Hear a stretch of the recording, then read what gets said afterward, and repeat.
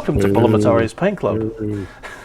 My name is Bulamatari, and we just had a couple of minutes silence for the end of an era.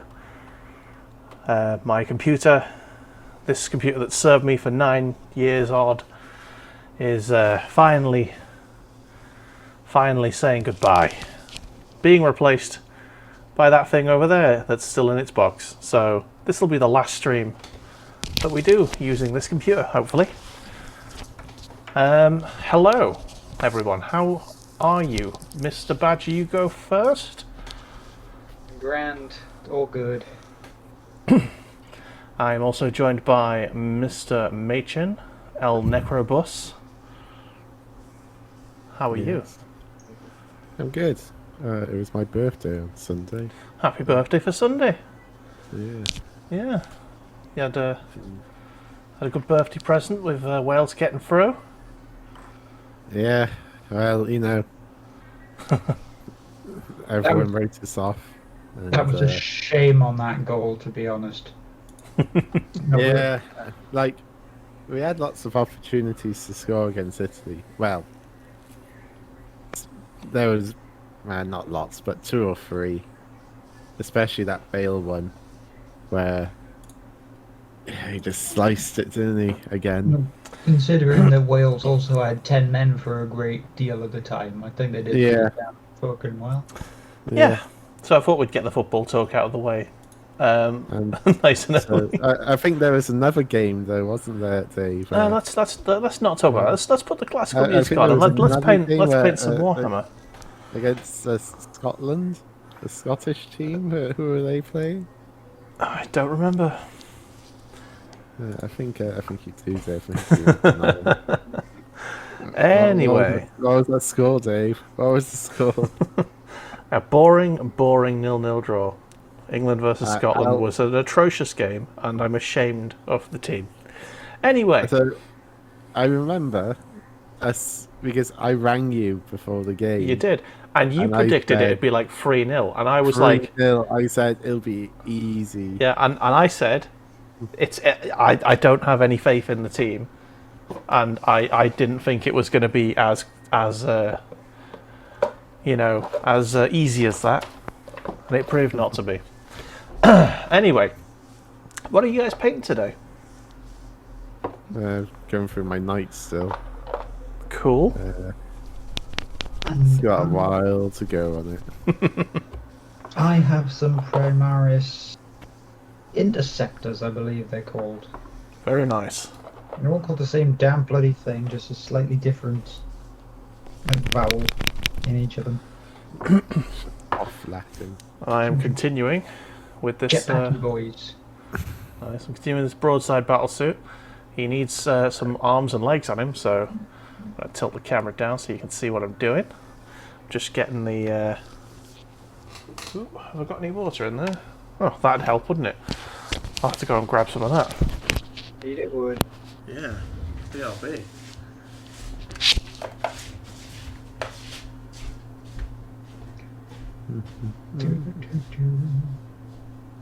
Yeah, I don't think there's been much Warhammer news this week. I think all that's really come to pass is the new models that they're starting to release for the orcs. And not just like the beast snaggers and things like that, but the actual Orc boys. upgrades that they're making for the orc boys, which they are looking pretty nice. Yeah. Just need to see more of them. Depends how much they'll cost as well. I just think it's all getting rather expensive. Oh, I've returned. You're not allowed to say things are getting rather expensive, Machin, considering the fact that nearly every other model that you've painted on this stream so far has been a knight or a titan or the most expensive bloody models. Yeah. Yeah, but I'm not paying for these. These are all gifts. Except the Bretonian stuff, but they were cheap when I bought them. I mean, were they really? Ah. I don't think they were. Well, let's see. What were overpriced back then? Rail Knights were pretty overpriced. I don't think 5 that Grail Knights for £25. I don't think there's ever been Warhammer that hasn't been overpriced. Oh, back in the early 2000s when you could get like 20 Cadians for like 12 quid. Or 15 Corn Berserkers for 12 quid. Yeah, essentially, when you could get the standard troop box sets for less than 20, that was. Yeah. And it wasn't just like 10 guys, it was like almost like a maximum Yeah. roll of them. Yeah, I remember Um, Space Marine squadrons were about 12 at one point. I mean, the models look like gash compared to now, but you know. Yeah. It's just what happens when they decide to pour all of their So, yeah. Need to imaginative fix glory. this. So I just need to get me a little brush. But yes, Mr. Dave, if you're wondering what we were mentioning, Oh yes. it was a bit of the Warhammer news and more of the case of the newer Orc releases that they're starting to bring out. Oh, the beast people, the beast men, beast Not masters. just the beast snaggers, but it looks like they're generally going to overhaul the whole Orc model range. Oh, okay. So they're going to get some love eventually. I mean, you say love. I mean, they could ruin it. Look, the only ones that I've seen so far is a weird boy who's wearing one sandal, one jackboot, and waving his stick around with a pair of flight goggles on, which does actually look really, really cool. Okay. And some shooter boys. So you can't really muck up a shooter boy. Yeah. That's all that I've seen so far, but I'm hoping if the rest of the range follows suit, it shouldn't be too bad looking. It should actually be quite a decent set that they're going to bring one. Excellent. I look forward to that. I could see a certain Orc collector, Yes. Mr. Gliffen, Aye. being happy with some updated boys. And you know, it's about time too, really, isn't it? It is kind of. They did need a touch of loving. Have you thought about having a competition, Dave, for what your computer's going to be called? I have not, because I was just going to call him just my computer. I I don't think know. you should give it a strong contemporary name, you know, a natural leader, as it were, of Okay. English heritage. So I think you should call it Gareth Southgate. If you were doing a what's my computer named competition these days, it'd be called Computy McComputerface.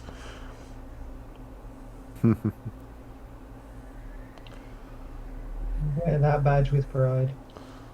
Yeah. Who have England got next then? Fucking hell. Oh, You it's know Czech what? Republic, isn't it? Yeah, it will be. Yeah.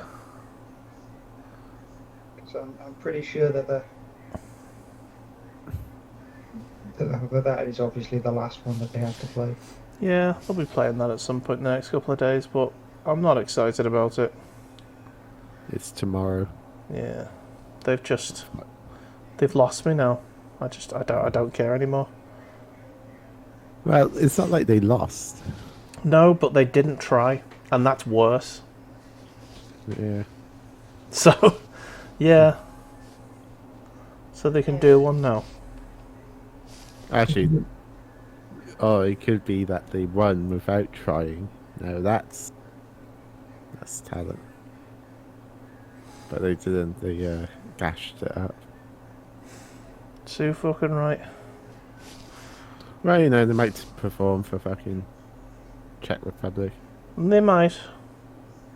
I doubt it. I'm going to watch the game, just because I've been watching most of the games anyway. We'll see. Just watch the Netherlands versus North Macedonia. Okay. That's probably an interesting game. 3-0 in the end to the Netherlands. But, you know, Macedonia put up a good fight. So anyway, that is the end of the football segment. Badger, I believe It's you had never some... the end. I got to talk about how great Wales are. Now, the greatness of Wales started back in 2006. Mr. Badger, I believe you've got something you wanted to talk about. Yes, well, we will quickly segue into this, but there was something that I had recently read. In fact, it carries on with the football theme, because there's a certain large development company by the name of Electronic Arts recently got hacked. Yeah. And a lot of, from what I read from the article, there was game code from FIFA 2021. Yep, the entire source code of FIFA 2021 got leaked. Yep. Well, it was stolen. It's not been leaked yet. They're auctioning it off to the highest bidder at this point. And the big thing is, if they've got the source code, that means they've also got the percentile chances. Yep. For the loot boxes and their pay to win stuff. Yep, they've got access to all the servers and stuff, and they can make their own loot boxes basically if they want. From the Instead of having to a better company. Thing is, from the sounds of it, it looks as though the way that they got in was they essentially did an IT thing. They went into the service system, asked for tickets about, a particular problem. Yeah. Were given the tickets because they managed to copy an ex-employee's information, like login information, and then they got inside and Nice. they nicked all the shit. Well, another company got hacked very recently, and that was CD Projekt Red. I thought that was a few months ago. It was, but it came to a head this week because they basically didn't pay. They didn't pay the ransom, and unlike EA's, data breach, there was a lot of customer and staff data that was leaked, and it was leaked. They because they didn't pay, they posted it all online. So that's a relatively significant data breach. Yeah. Not good. Not good. Get GDPR on that. Well, yeah. I don't... Yeah, Poland is part of the EU, isn't it? Poland is, yes. Yes. So, yes. GDPR applies. And therefore they are screwed! I see they've announced that it's coming back on the PlayStation still. Cyberpunk.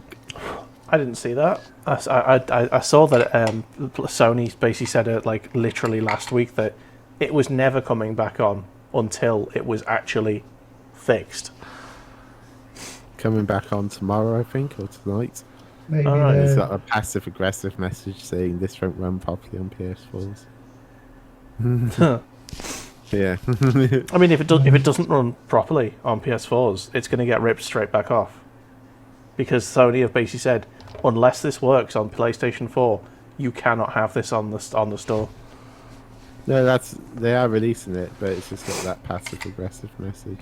Yeah. Saying you may encounter performance issues. Welcome, Mr. Rich, and that is a very classy way to enter the stream. straight up there. Oh yeah. Voice Dr. Jones. Oh, Voice Dr. Jones, man. Yeah, it's coming in your bum hole. Okay, so heavy rail rifle. Let's get this on. So I need to check all of the bits that I need to paint for this. Anyway, how are you this fine evening, sir? I know you were on with Stevie before, playing a bit of the old Fortnite.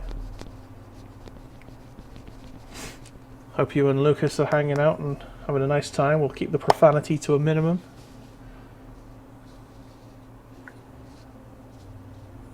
I will try, but I cannot promise. Yeah, that pretty much goes for all of us, I think.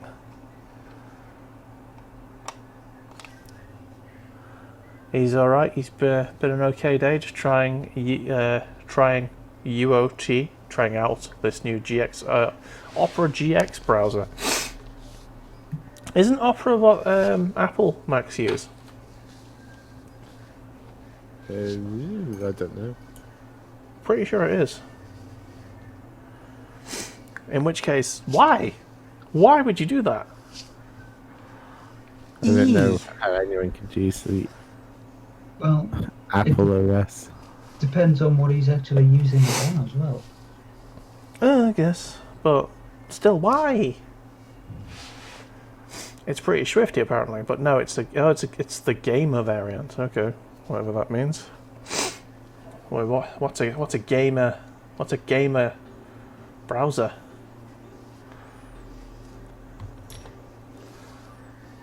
No idea.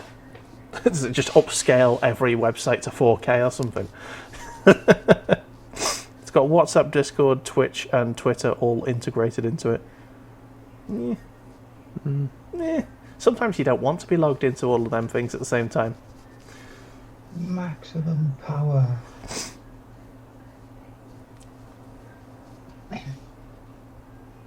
I mean, I've just got my Discord set to always offline. Fair enough. Right, what the fuck am I doing here? Right, that goes on the back there, so that's... I might as well just paint them all of them, and then once I've stuck it all together, sort of, if I've made a mistake, then I can deal with it. Did you see that Megadeth news lately, Dan? You mean they've kicked the bassist out? Yeah. Yeah, I think we discussed that last week. Alright, fair. Yeah. Yeah, so that apparently that was a long-standing disagreement or something that they just basically went, yeah, enough's enough, bye. He's been doing his it's Ellefson, isn't it? Is it Yeah. David Ellefson? Yeah, that's the one. Yeah, he's been doing his own sort of solo stuff recently anyway, so I'm pretty sure the writing's been on the wall for a while, so That's what she said. So many innuendos. so little time. That's what she said. Way. Yeah, Rich says that his stuff is always offline anyway, but it's nice to be able to press a button and have it appear, is it? I don't know. I press a button and Discord appears. It's the Discord button. Convenience. I got it starting when my computer loads up. Yeah.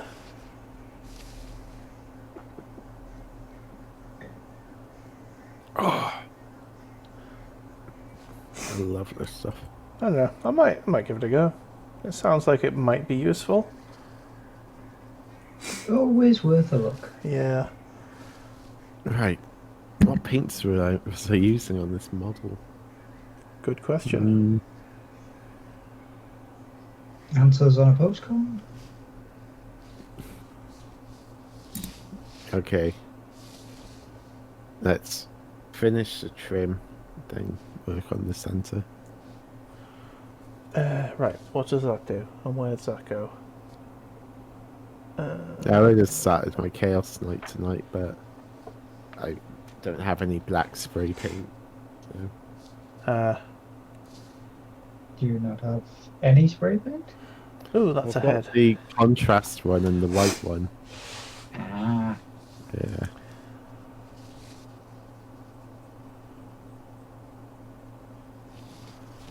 Just one of those things where you might have the lead belcher.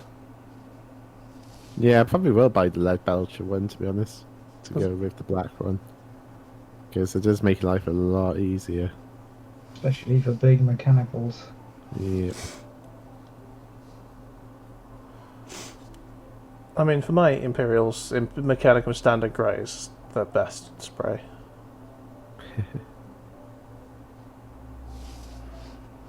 Because that's your armor, yo. Yeah. Grey blob. Richard's about to pitch you, I think. Mr. Badger. What one? He just What? said Patrick and ... and now he's saying Patrick! ... Turn off your fan, please.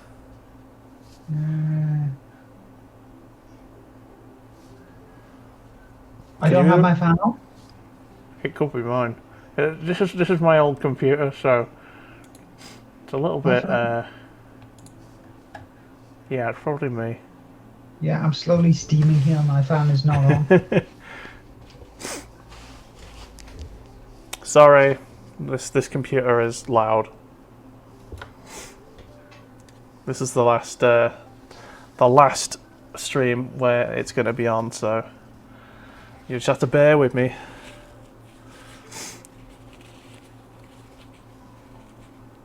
I humbly accept your apologies. He says get a new Brendan. computer. It's right there. It's right there. Look He's at calling it. it Gareth Southgate. I'm not calling it DRS. Okay. And yes, I will get a decent monitor. It's probably going to be something I'm going to buy with next payday.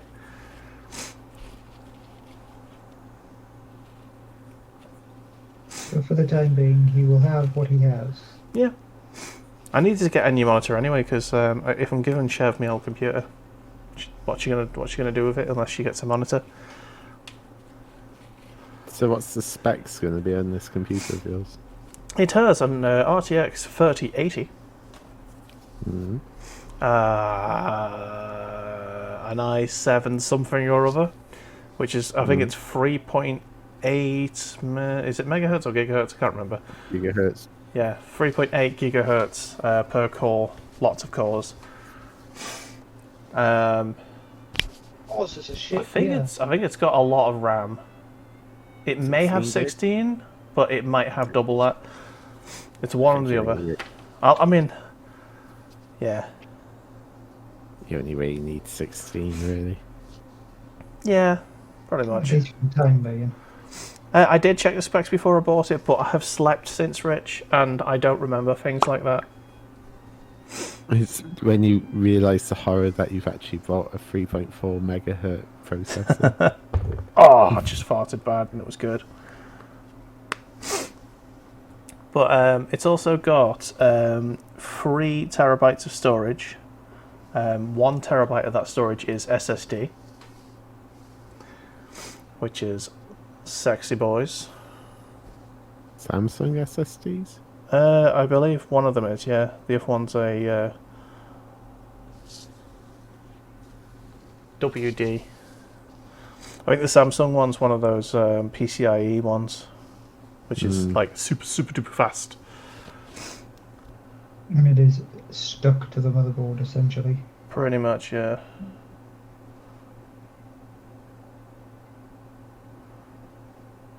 So it's gonna be nice. I fixed one of my friend's computers the other week. Oh yeah. It's full of dust. Which Yeah. wasn't nice. But he's like, oh, it's not starting. Tried a few things. And, like taking the cables out and putting them back in. Yeah. All that stuff. Trying different hard drives. And I was like, I'm going to do one more thing. Because I brought a spare computer with me. Yeah. I'm going to take the BIOS battery out of my computer and put it in yours. Did it work? And it worked. Nice. His BIOS battery had run out. Shouldn't that take like 10 years to happen? Haven't got a clue. It should, but sometimes doesn't happen. We don't. Someday, Sometimes we don't live Everton. in should land. Yeah. We live in get fucked. Get I fucked, should Avenue. win the lottery. Should. But I don't. Yes. It's like, yep. IT never sleep.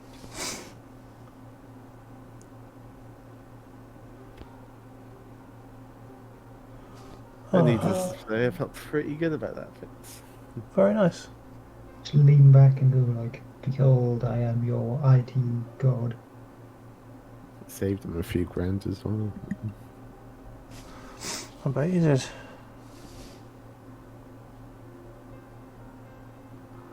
Plus you had the fresh system. Yeah. I've got I'm just so looking forward to having a computer that'll run like games at like an acceptable frame rate and with like good graphics. Yeah, I'm going to buy Cyberpunk just for the computer, just so I can. I mean, What's the word? even when it's running at like top notch, it is only a mediocre game. Yeah, I know, but It's just a bad game. I've got the money, and I just want to. Steam sale's coming up Right, this week. What is? Steam sale. So, What's Steam sale? the Steam sale. You know, the thing that happens 4 times a year and when Steam like basically gives away millions of games for almost nothing. Oh, that. Yeah. Oh, okay. So that's happening in the next couple of days, in the next week or so. So hang out for that, hold out for that, and you'll be having a good time.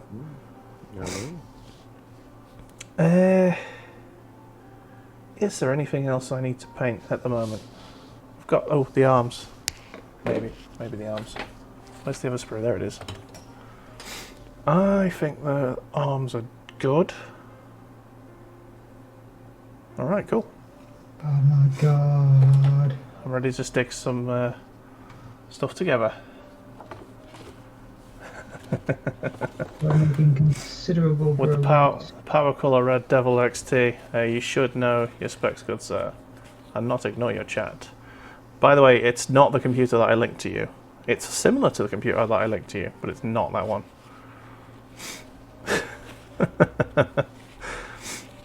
Sometimes I ignore your messages deliberately, Rich, because I don't need that level of salt in my life on a Monday evening.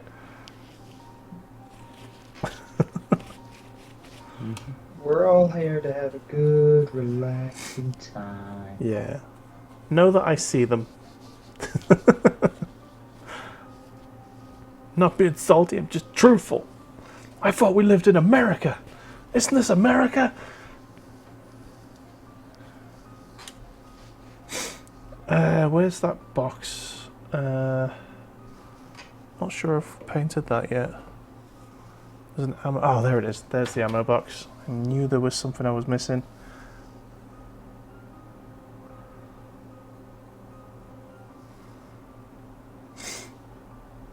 Bear with me.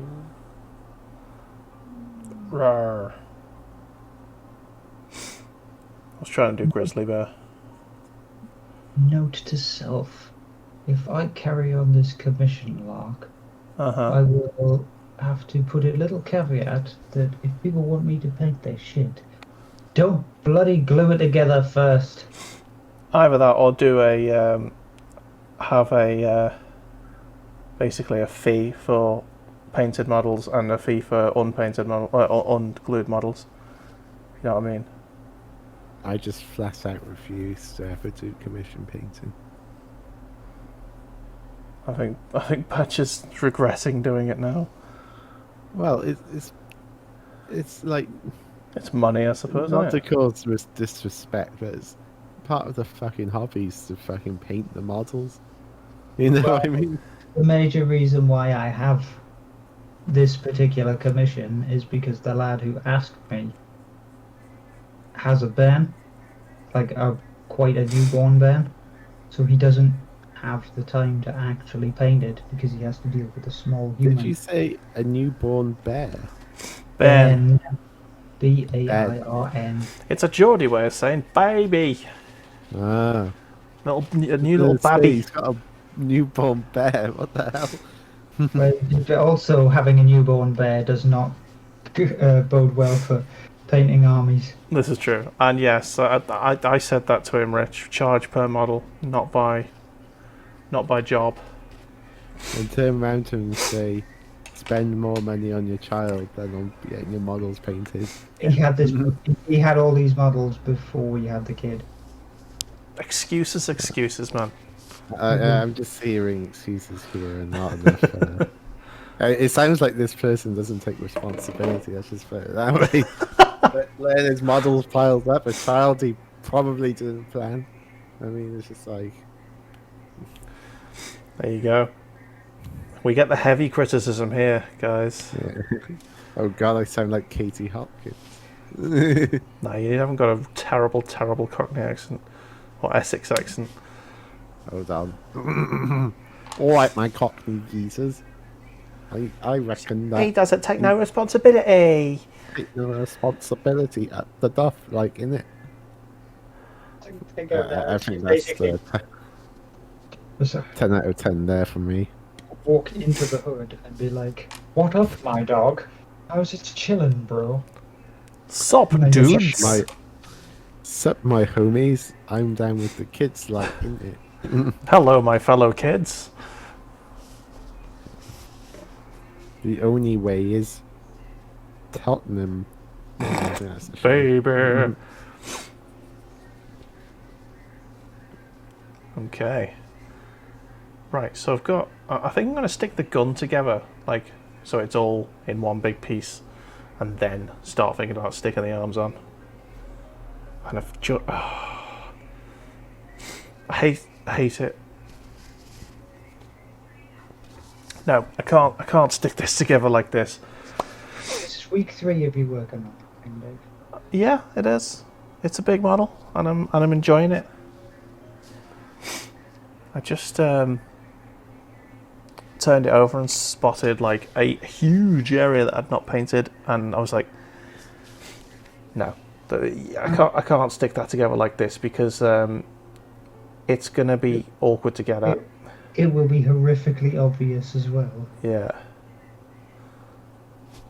Basically all of the top area. Okay. I think I'm going to do the gold as well while I'm at it.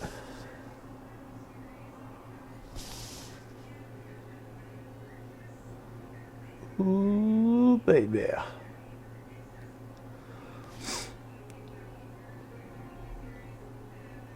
Yeah, to anyone who's watching, if you feel like you want to share your Warhammer creations at us, feel free to pop us a tweet, an Insta, even a friggin' TikTok if you want.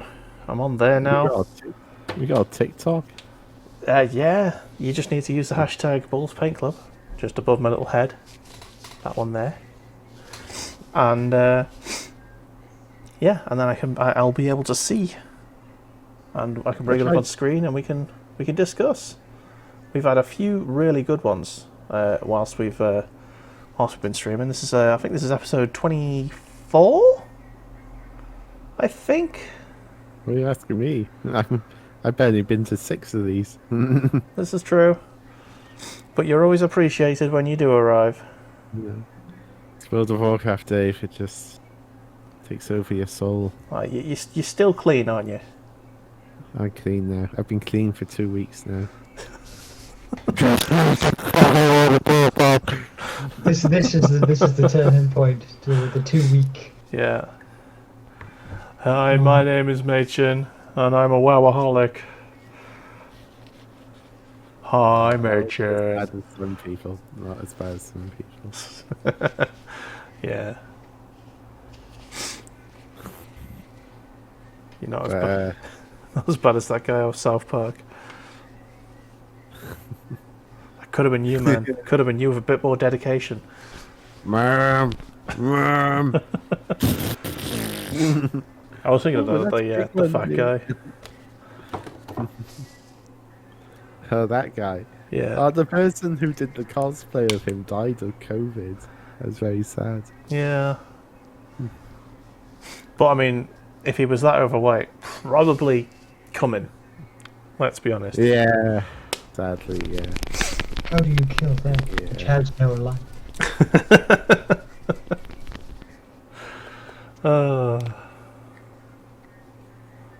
There we go, that's more like it. Balthazar Gold. Blop, blop, blop. I need a lot of this because there's a lot of it going down. Yeah, 2 weeks without World of Warcraft. Are you feeling it? I've been playing Sea of Thieves a little bit on and off.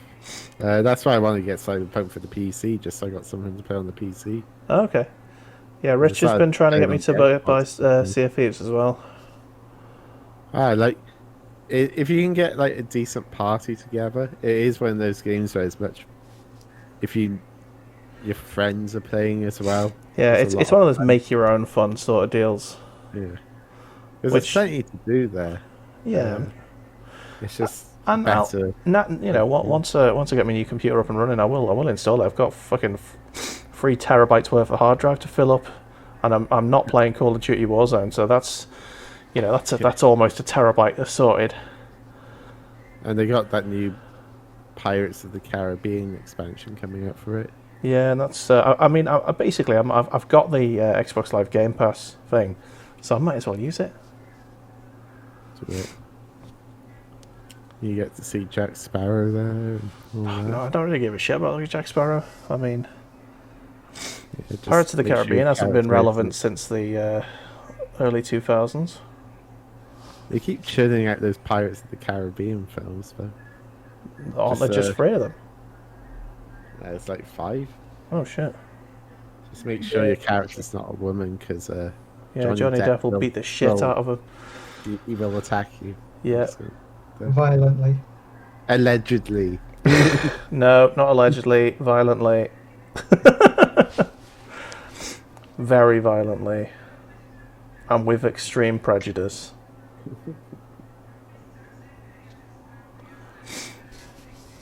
You ever seen a chimp rip up a monkey? That's what Johnny Depp will do. What, rip up a monkey? What's that from? I just made that up. Oh, okay. Sounds like something they'd put on Always Sunny.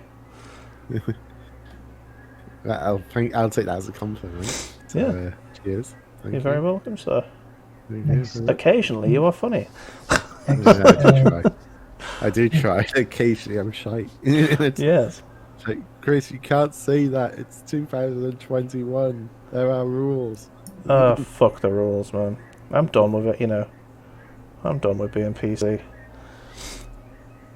I try, it's Yeah. like, You've got a new PC though. Oh! Tish, wait. I have enjoyed looking back at the the old PS2 games. Like there's so much not PC stuff. I mean, my TikTok account is currently just filled with clips where I've basically found an early 2000s Ape Escape game and gone, ooh, that's not okay to say anymore. Wow, that wouldn't get released today. I do enjoy finding those. I just watch South Park and they don't care. Yeah. South Park know what's up. I mean, Netflix banned a few episodes of Always Sunny because of blackface. Yeah, but I already saw them before Yeah, they same here. banned them. But I quite like those episodes. So it's Yeah, like, they're very good episodes. I'm like, oh no, how could it be good if it's got blackface in it? Well, sometimes you can take the piss out of racism by exposing it for the stupid, thing that it is. And to do that, sometimes you need to mimic it. It's called satire. Get over it. one thing Get over it. I will. You all get over it. Bring back Sunny. The whole pronouns thing, like, I don't get that, because if someone ever asks me what my pronouns are, Yeah. I can't answer that legitimately without joking. And then Okay. I'd just be like, find something funny to say. Yeah, I don't care what people call me. It's just like, whatever. Yeah. Most people just call me Machin anyway. Yeah. Well, and at the same time, why define yourself by gender? Why is gender even an issue these days? It's a hot topic. I don't give a shit. There was some transphobic BBC News shit happening today. Oh yeah, what happened? There's the first trans woman is competing in the Tokyo Olympics this year. She's a weightlifter, and Okay. yeah, and you know, there was a very angry Karen on the news, being given airtime by the BBC, basically shouting, saying, "She used to be a man, so she's got an advantage." And he's like, "Meh, who cares?" I don't know the science. Like, do they have an advantage though if they I mean, transitioned? Like, I I don't know. Have you seen some of those women, bodybuilders? I don't really think they do.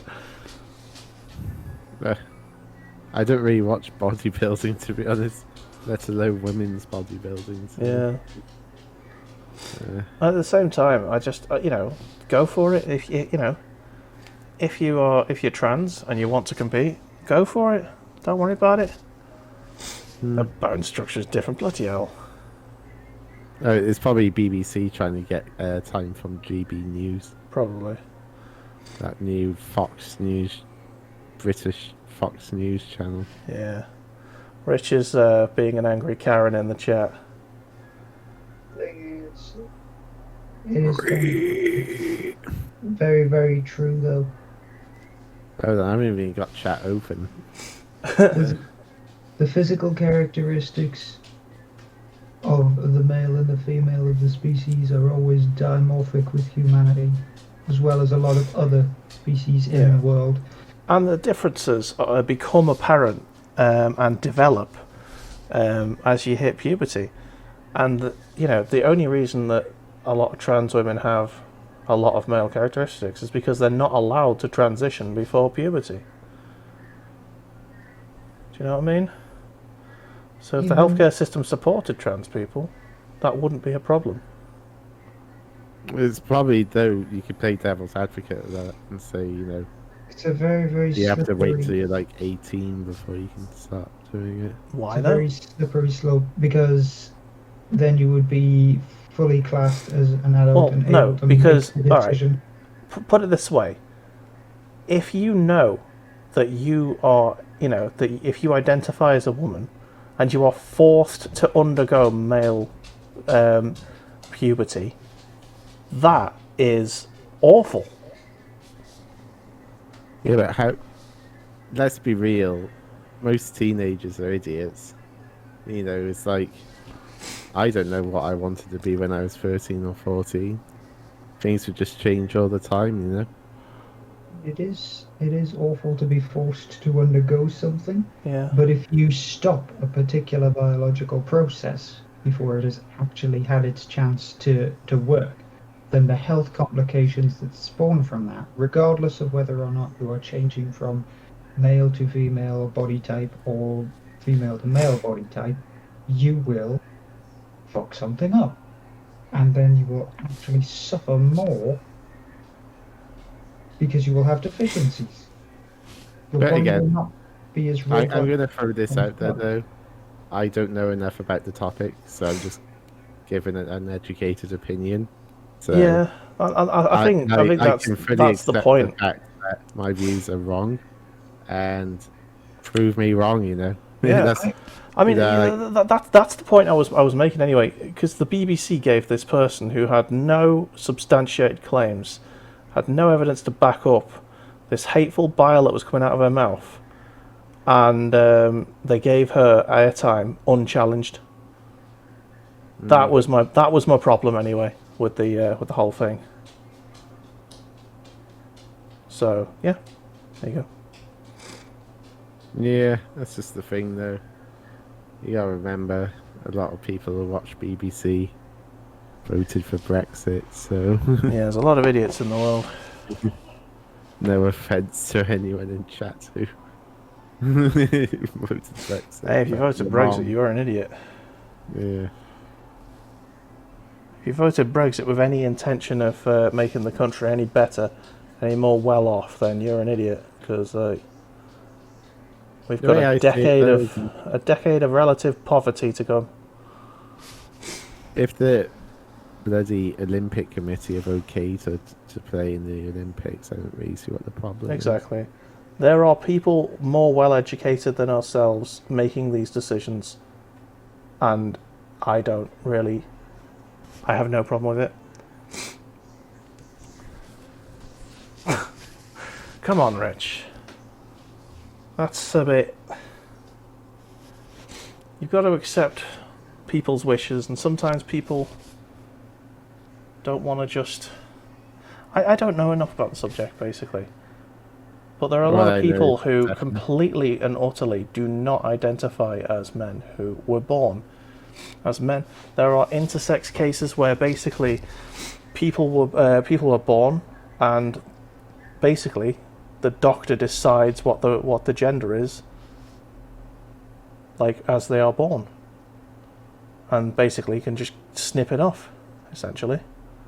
I didn't know about that one though, Dave, because you always have ultrasounds and stuff, and they can determine. Have a look at it. There are intersex cases where the penis is so small that the doctor just goes, "No, you are a woman." Snip. I can't imagine they do that anymore though. Check it out. Because that sounds like a. The last time I read on the intersex subject, I think it was one in one of the Freakonomics books, and that was written in the 90s, that was written in the thousands. About the same time I was in uni, so that was fairly recent. And it was about 2001. Yeah, doctors were doing it. We're definitely doing it then. 20 years ago now, and that's crazy thinking. Yeah. And it's like, oh, that was 20 years ago.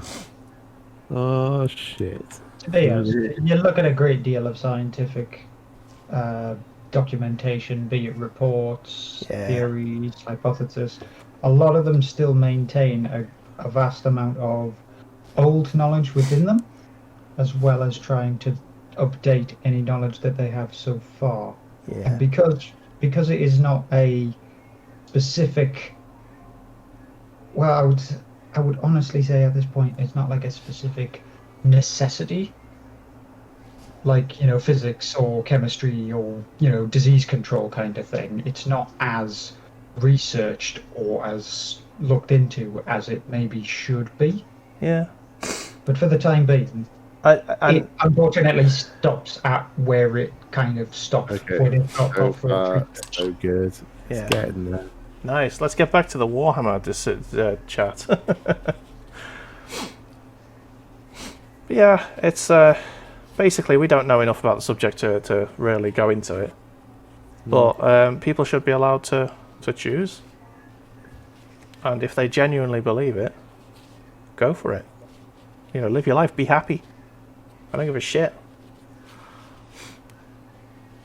Yeah, I don't really mind. Yeah.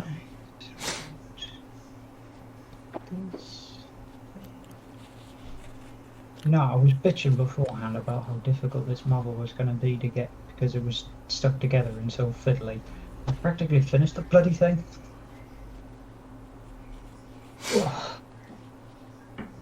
I have 2 more to do.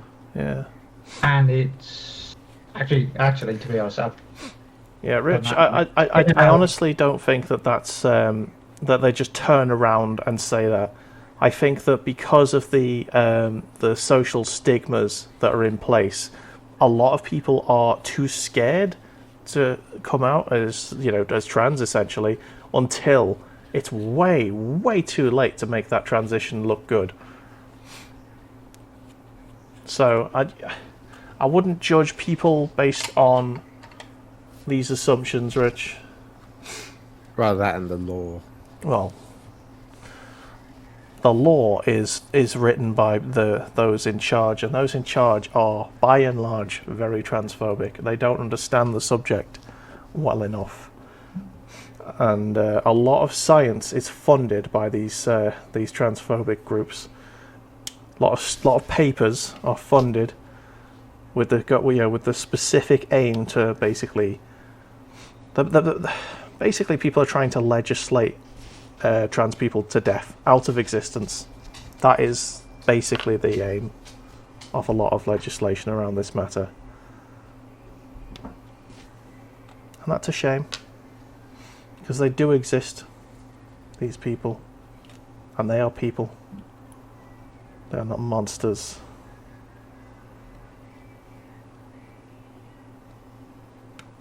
So anyway, Warhammer. I wonder if there's any trans Warhammer mods. Oh yeah, Slanesh. Definitely Slanesh. Oh, fucking hell. Slanesh loves that shit. He'd be all up in that shit. I mean, I'm pretty sure Slanesh was trans before. Yeah. Back in the 90s. Slanesh is a magically androgynous creature. Yes. Slanesh transcends pronouns. Yeah. Right. So there you go, Warhammer way ahead of the fields on that Always. one. Always. In the 41st millennium, nobody gives a shit. And that's because you're not allowed to have feelings. You know, it's like Burn the the witch! Warhammer 40k setting. It's just like repression, a North Korea style dictatorship with religious undertones. Overtime. Wait, I was about to say undertone. Jesus. Any free thought is suppressed with death. Only the Emperor is. It is only the Emperor. The Emperor protects. Sometimes. He protects. He attacks.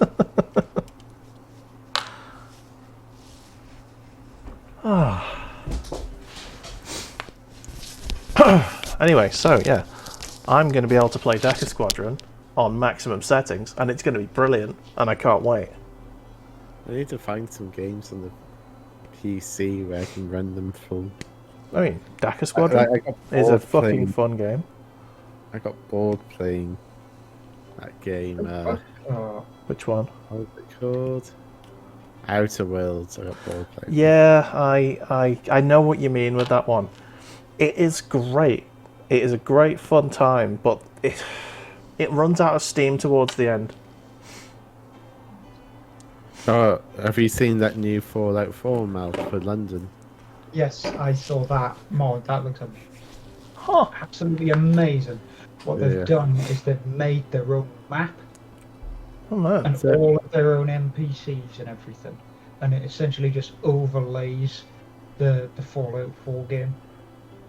Is it an official mod or is it third party? Can't imagine it would be. I think it's third party. Yeah. Because I'm sure that they actually had a little team of third party guys working on it. Yeah. And it's almost like steampunk and it looks so nice. Yeah, instead of mech suits, you got like armored knights. Yeah. And you Nice. swing around big ass swords and everything, and it's sweet as I'm well. gonna be honest, that sounds very appealing. The Fallout universe hasn't gone outside of America, and I've always wondered, would the nuclear holocaust only affect America and Russia? That's what I'm thinking. No. Like Whether- what I mean is to that extent, to the extent where like it destroys the whole like sort of civilization, or would it? Oh, it would affect. You don't really need that many nukes to. Yeah. Well, to cause a nuclear, worldwide nuclear winter. But what I mean is destruction on that scale, where civilization gets wiped out completely, other than people in bunkers. Really wouldn't be that hard. Okay. I think I what they've mean, you only gone really for- need about 10 nukes to hit the UK, and it could. It's not good. Scary pretty good. thoughts. I think what Dave's getting at is the fact is, would any of the actual weaponry be aimed at the countries that aren't involved? That's the thing. Yeah, because there's still American assets in the UK, like there's American bases and stuff, and NATO. So we're still part of NATO, for instance. Yeah. If So if we it'd look be at a the time target. zone, though, if we look at the time zone, the whole Fallout thing is based on Cold War. Yeah. I suppose it depends what point of the Cold War it's set in. Because I don't think the US had lots and lots and lots of military bases until the threat of nuclear war happened. Oh, they did because of World War II. I suppose, yeah. I will bow to Chris's expertise on this one because he has got a history degree. Yeah, this is where I can actually start saying your Yeah. stuff. I am the master. Bow to me, peon. Like, invented my domain now. Welcome to my town. Okay, so that goes there. That goes there, does it? Yes, it does. What was I going to say? No idea. Yeah, this is a good mod. So Yeah. I've always thought, like, how would I do like a UK themed Fallout game? The closest thing that I could have said would be like a UK themed Fallout game would be The Order. Well, I'd have it sort of like so. Which is You'd have like. I like the fact they got like a hooligans instead of raiders, so that's good. So I'd probably nick that. I'd also have like in Switzerland, for instance, a lot of houses have nuclear bunkers. I think at one point it was like by law they had to have a bunker in their design. Bloody hell. yeah. So I'd always have like in my head like the Brotherhood of Steel faction would be like Switzerland, like a Swiss empire, because they've been able to weather the storm of like a nuclear attack. Yeah. I don't could, think it was necessarily Form their own sort of like quasi-European Union authoritarianism Yeah, I don't under the think it gaze was, of like the Swiss empire, and just start Hello, reconquering, Stevie. reconquering swathes of like Europe. Yeah, that would be nice to have seen. They move in from the exterior, and you know, they're one of those sort of secondary factions from the outside, beyond the city walls and things like that. Yeah. We're just, if it goes well, we are just discussing what if Fallout was set in the UK. Apparently there's a mod coming, so that's interesting. Might make Fallout 4 a good game. Then I'd have it like different other factions then, so you got like like the royalty sort of faction. Oh, the royalists and the bloody politicians. You'd but have like a royalists, republicans, and then some type of Celtic faction as well. steampunk royalists and things like that. And then you'd have like the royalist faction would be up their own arse. The republican faction would be like I think you're kind of looking trying to like disunified because everyone's got like their own different interpretations of how it should be. It might kind of, in a way to say this, it might be like trying to squish together Dishonored with Fallout. Yeah. Because that sort of feel that you get from Dishonored, the weird sort of pseudo-mechanical thing going on with the magic, And then like the Celtic sort of faction would be sort of like not like the raiders, but their own sort of like marauding band who are like addicted to like meds and stuff. Yeah.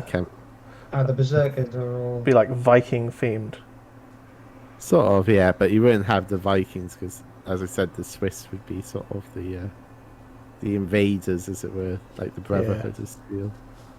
So that's how I would do my Fallout game. Very nice. I'm just trying to get this gun stuck together, and it's really not doing it. Like, I'm just waiting for that check from Bethesda. You'll be waiting until you're dead. Oh bloody hell! Set in Newcastle. If you just want to be here, why I man every 2 seconds. It's why I man. That's what the first glitches would be. They would just be on entire speech cycles. How weird, man. Yeah. If it was set in Liverpool, you'd think that the Geiger counter would be going off, and it's just someone walking over, going, chicken. Whereas not you, Scouse pickpocketing joke.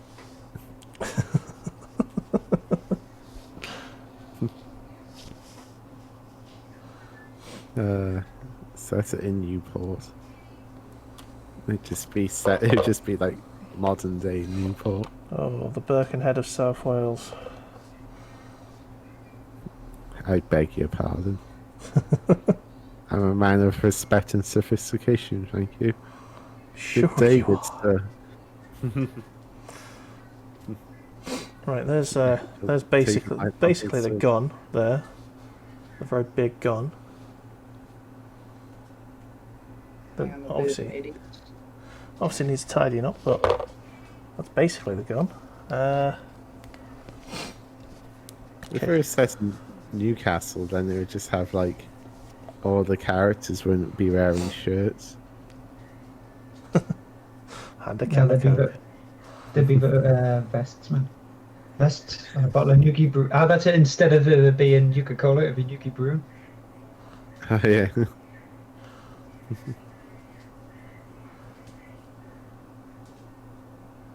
Aha, so that's where it sticks on. Cool. So it's NUKEY dash Brew BR.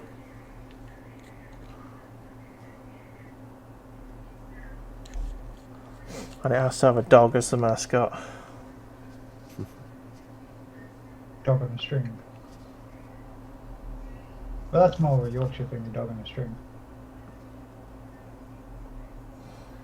But guys, there's a new season of Love Island coming out. I already heard that on the bloody radio. Suck my asshole.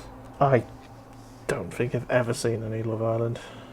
Apparently, depending on how much Chev loves it, you might soon, Dave.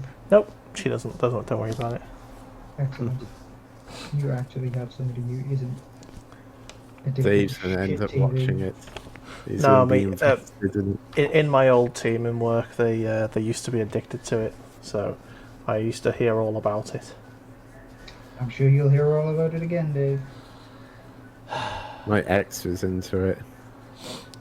According to what I'd heard on the radio, Oh. this year's selection Beardbow of is switching over now, which means I think we are going to be joined by him very shortly, which means I've got to get ready on the clicker to change it to the 4-person stream. Nice. Yes, from what I've heard upon the radio, Oh, no, Beardbow says no, which means I don't think we are. all of the people who are going there are essentially influencers and And cons. I think is the word Yeah. you're looking for. Gay-day twats. Yeah, it's just a bunch of fucking snake oil salesmen off Instagram. Some protein supplements and all that shit. Protein. the only protein they're gonna get. If you know what that's from, everyone, you can be my friend. We can be friends. What did you say? Protein. I don't know where that's from. We can't be friends. Where is it from then? Agretsuko. A what? Agretsuko? Fantastic What's that? anime that's on Netflix, and you should check it out.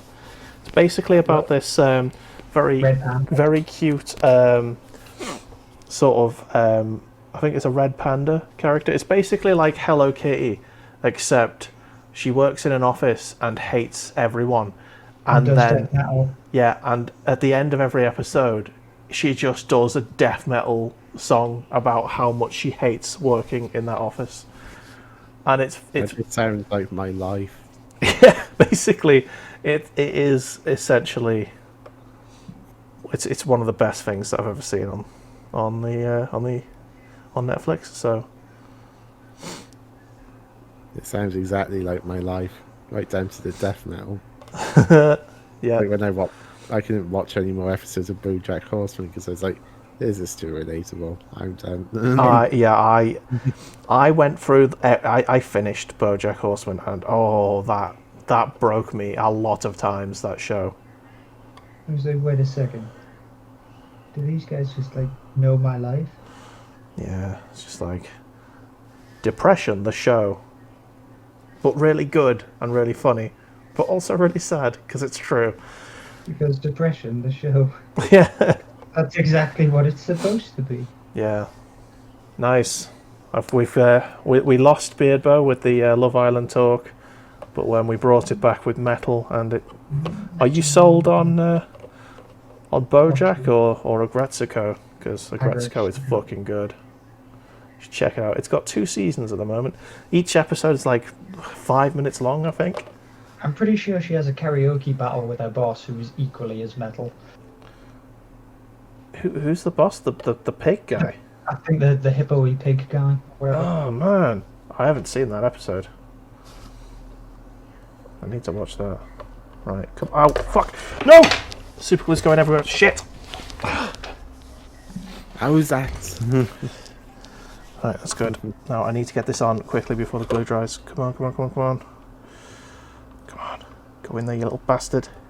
Nothing inspires more panic within a man. Come on, go in there, you little fuck.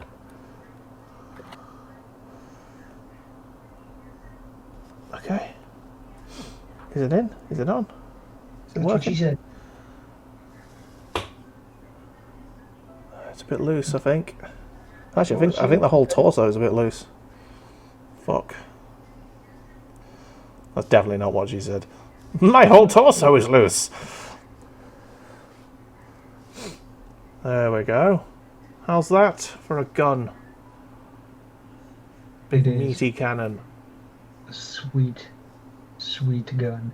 Now you see why I told you to actually angle the body a bit Yeah. further. Because it does stick out quite a chunky blade.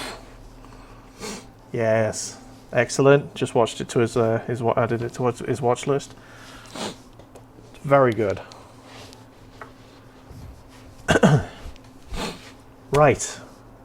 What's next on the instruction book? Or should I paint the gun before I move on? Probably might want to finish painting the weapon. Yeah. Do you know what? That's been working for me. So I'm gonna go little bit by little bit, tidy up everything. Because the legs, I'm really happy with how the legs have turned out. Body, I'm now quite happy with. Gun needs doing. So let's do that. Get in there. Get in there. Dum, dum, dum. No, I'll do it. That's so good. Touch up and I have one of these 3 dudes done. Nice. Touching up the null oil. Yeah.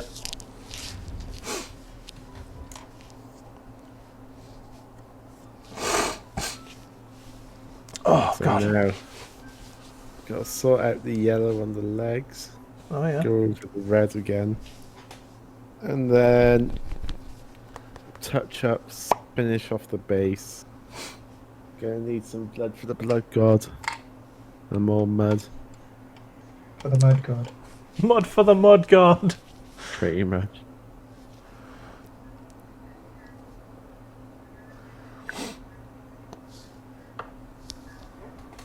Okay. Dirty, dirty boy.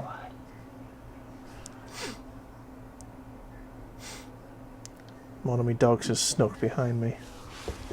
Luke, what you doing? What you doing over there? Ooh. Is he getting his hair back now? Yeah. It's good. He's becoming a little teddy bear again. That's the best thing. Gets all his fluff back.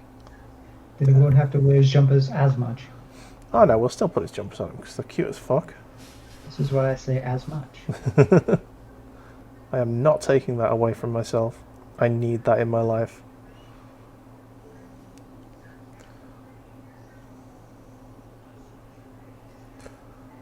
Dog jumper. Yes. They're the best. You know, it was actually a lot easier to paint this dude than I thought.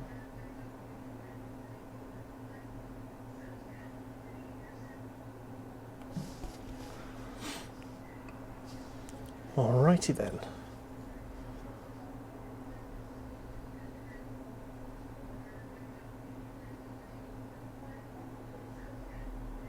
This is turning out quite well. Turned out nice again. Yes. Not quite happy with how some of the gun pieces have stuck together.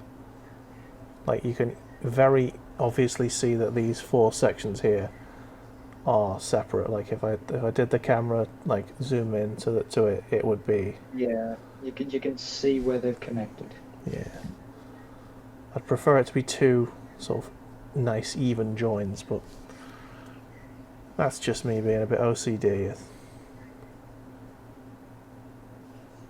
Totally not gonna happen, dude. Yeah. Did that paint just grumble? Didn't. Okay, right in there. Right in the grundle. Right in there with that wash. That Darken sounds it like a down. thing. For now.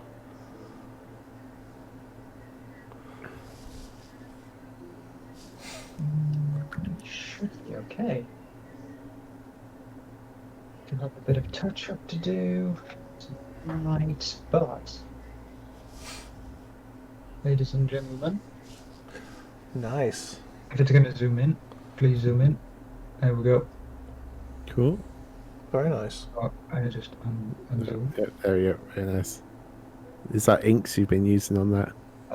Just washes. Standard Okay. washes. Just instead of doing what I usually do and just slap them on, I've actually started using a bit more dexterity and specific area shading, rather than just dropping it in the like dunking it in the null oil. Where did my... Oh, there it is. Very, very used paint rag. Actually, I think half of that's tea. I think... Oh, no, it's not tea. I spilt the paint water last time. Like, No, just after the stream. I knocked it over and I had to... Dab everything up. Yeah. For some reason, what first came to my brain when you brought that up, Dave, was that was the gnarliest tea bag I'd ever seen. And then you just dunk that in your cup and away you go. It's Darjeeling, I'll have you know. Got all those spices in and shit. I nearly pulled off the suave sound until I said and shit. Nonsense. Perfectly fine.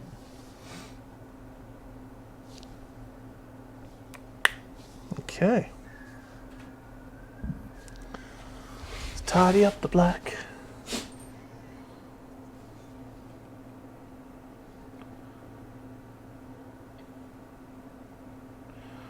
Just dab on these heavy bits here. Just spread it round.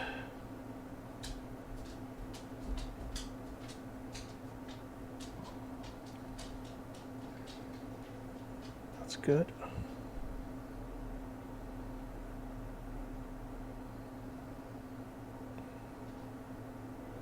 That's good. Ooh, delicate work this. Delicate work.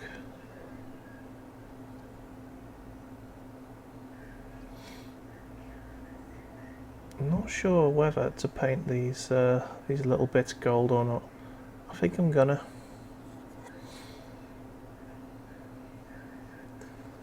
Needs a little bit more work, but I think it'll be worth it.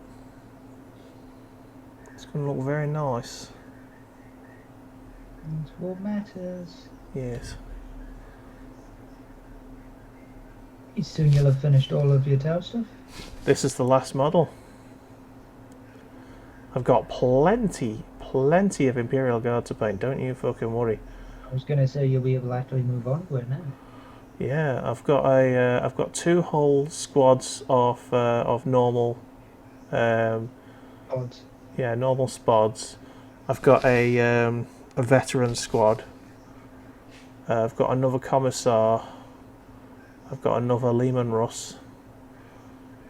I think that's it. Actually, I think that's. You gotta finish your Sentinel. Oh yeah, still got to finish that Sentinel. Yeah. So pissed off that I stuck that together before painting it. That was a big mistake.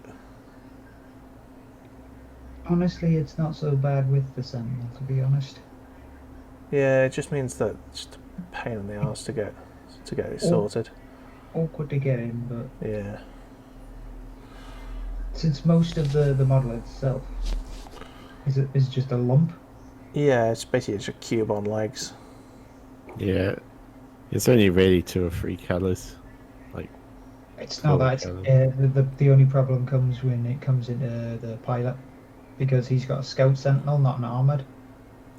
If he'd done it with an armored sentinel, the armored sentinel is essentially just a box on legs. But now he's got to go in through. Oh no, all I think I've done the armored sentinel. Don't worry about that. I don't think I've got a dude in it. Oh, yeah, Okay. fine. Yeah. Yeah, you'd be grand for that one. Aye. I think the next one I do, I'll probably do a scout sentinel, but that's if I get another sentinel. I might not. It's a very tank-heavy army, my army. Sentinels are good for getting objectives. They're nice, fast attack choices. Yeah. Not very good in melee, of course, but they can move quickly and then hold ground. Since Yeah. you can arm them with pretty much any heavy weapon that you like. Yeah, I think mine's got las cannons on it. Yeah, I've got a plasma cannon, a rocket launcher, and a las cannon on the other one. So my 3 little armored boys are an unpleasant surprise for people who come around the corner and then suddenly they appear. Yeah.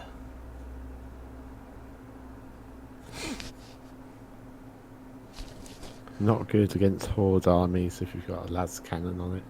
No, but I've got a heavy weapons squad that's got auto cannon, and I've got an auto cannon and a mortar on my heavy weapons squad, so that sort of makes up for it.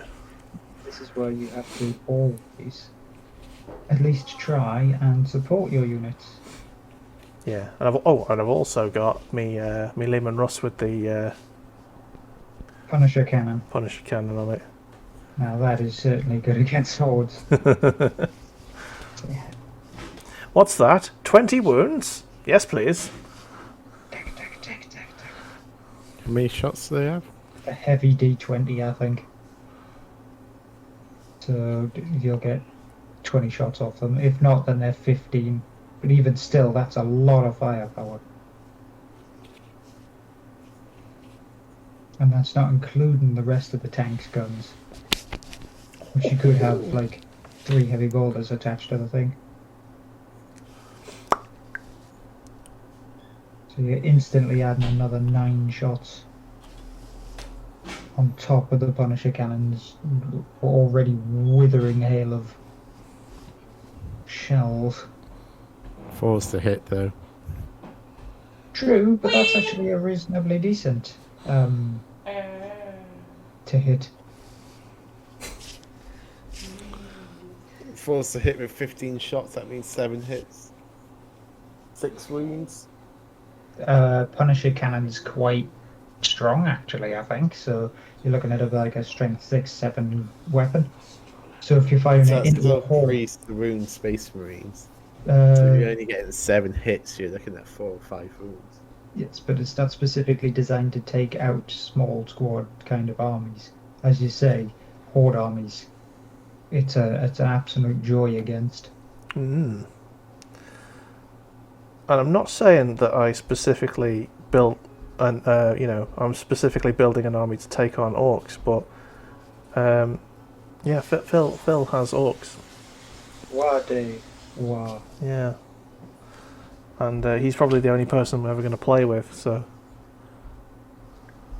I'll come up and give you a game at some point. I will accept that challenge. When the Rona lifts. Yeah, and not a second before. Okay, which list to destroy would you leave with?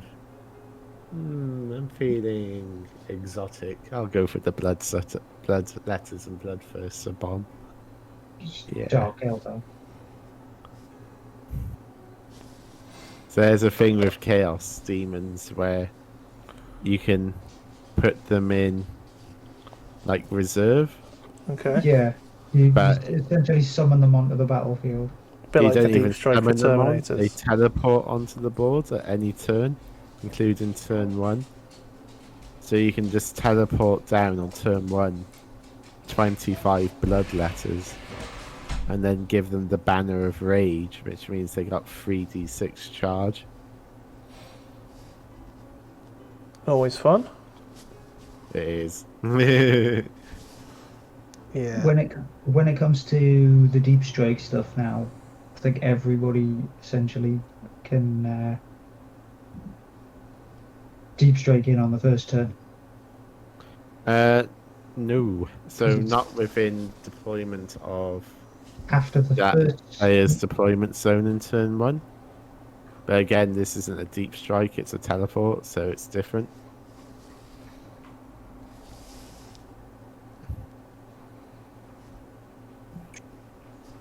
So I just like doing that sometimes in some games.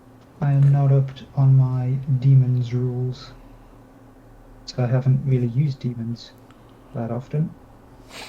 I just remember when I did used to play, I just used to deep strike my whole Terminator squad with Terminator Librarian Leader just right up in in someone's face as giant distraction, whilst all of my other guys were sort of marched slowly towards them. Another thing I like doing now with Chaos Terminators is give them mark of, make them wieldy to Terminators, and give them I think there's this thing called, what's it called? I can't remember the name of it, but it lets them have +1 strength in attack and lets them attack twice in combat.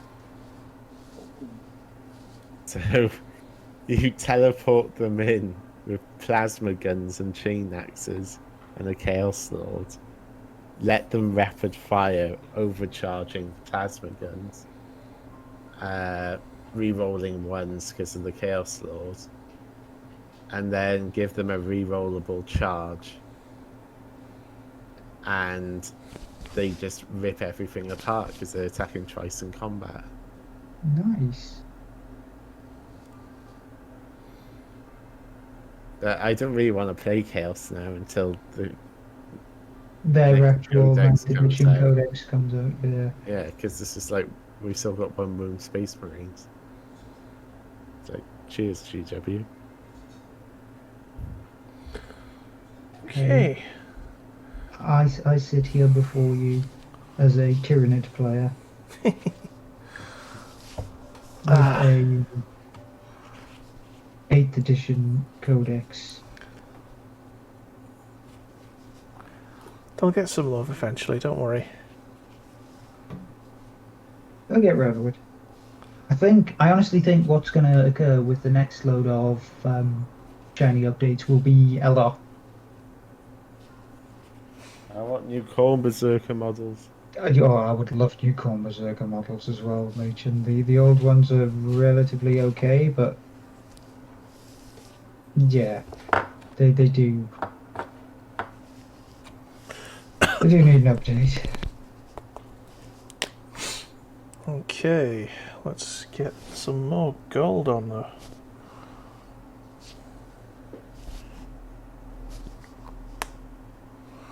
Kind of. Take the contrast paint.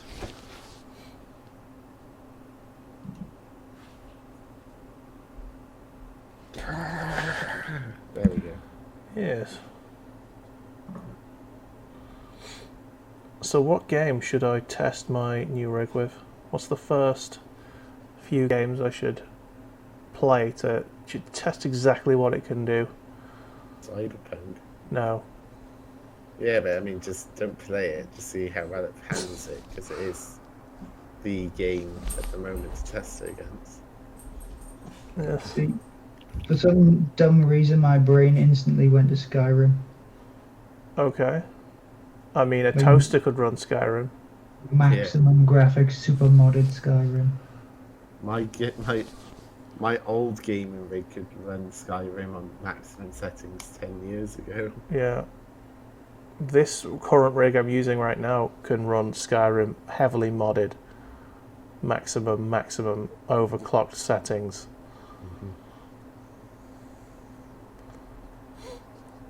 That's a scary thought. Skyrim's 10 years old.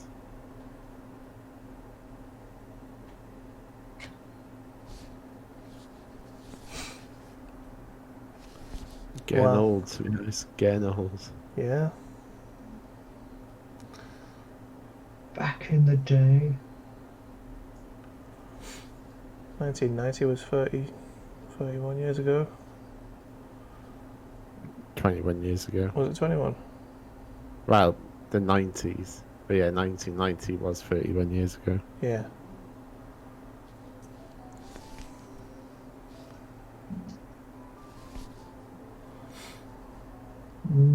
Because I used to remember no, uni it was 30 thinking, years ago. 1980s was 30 years ago. yeah, but they were saying 1990. The actual year. Yeah.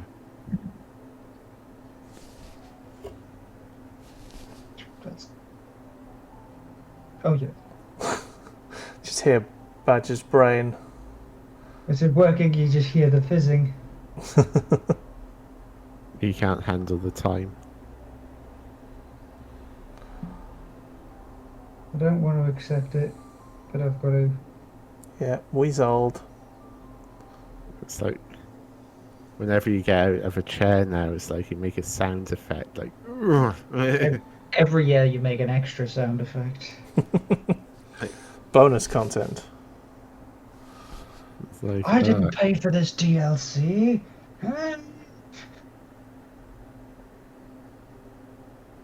So you weren't there in the 90s when everything was new and graphical updates. You could actually see the graphical updates. Yeah. You weren't there, man. Oh You man, can remember the just first add- time? Remember the first time they did 3D graphics and we shat ourselves with joy, and now we look back at it and we're like, oh, Final Fantasy VII looked fucking rough. Super Mario 64 with the 3D Mario head in the start menu. Don't know what you're talking Yeah. about, Dave. Every time I look at that, I shit myself with joy anyway. I remember at the time thinking those Final Fantasy graphics look a bit shit. I guess, yeah. I could never get into Final Fantasy though, so... But like, you know, like the best graphical benchmark of the day, like Gran Turismo 1. That game, I had a demo disc of it that came with the PlayStation 1, and oh my god, I was like, wow, this looks amazing! And now you look back at it, it's just a mess of pixels. Yeah. And I then think you it was play like Half-Life was a good benchmark test for PCs. Yeah. Yeah. Yeah, I think Half-Life and Half-Life 2 were like before Yeah. Crisis came out, they were the number one games to test your rig with. Especially Half-Life 2 with its physics engine. That really tested some computers. Let's not get Richard started on Half-Life 2. Gravity gun. Best gun. OG Mortal Kombat, says Beardbow. Yeah. No, to be fair, those graphics, they hold up. Banjo-Kazooie. Banjo-Tooie. Yeah. Oh, Spyro the Dragon, the original. That was such a good game. Got that on my PS Vita. Nice. I've got the collection on the PS4. That's something I could possibly stream one day. I wouldn't mind trying that out because I did like the old Banjo-Kazooie games, and basically Banjo-Kazooie for the PlayStation. So Pretty much, yeah. Just slightly different theme. yeah, pretty much. This is the thing, you've got like Croc, Legend of the Gobbos, and Spyro, Banjo-Kazooie, Gex. Crash Bandicoot. Oh yes. Conker's Bad Fur Day. I mean, the PlayStation had all of the fucking just had a lot of mascot thing. Gex Deep Cover Gecko, fucking game that was. That was on the N64 as well. Oh, was it cool? Yeah. Yeah.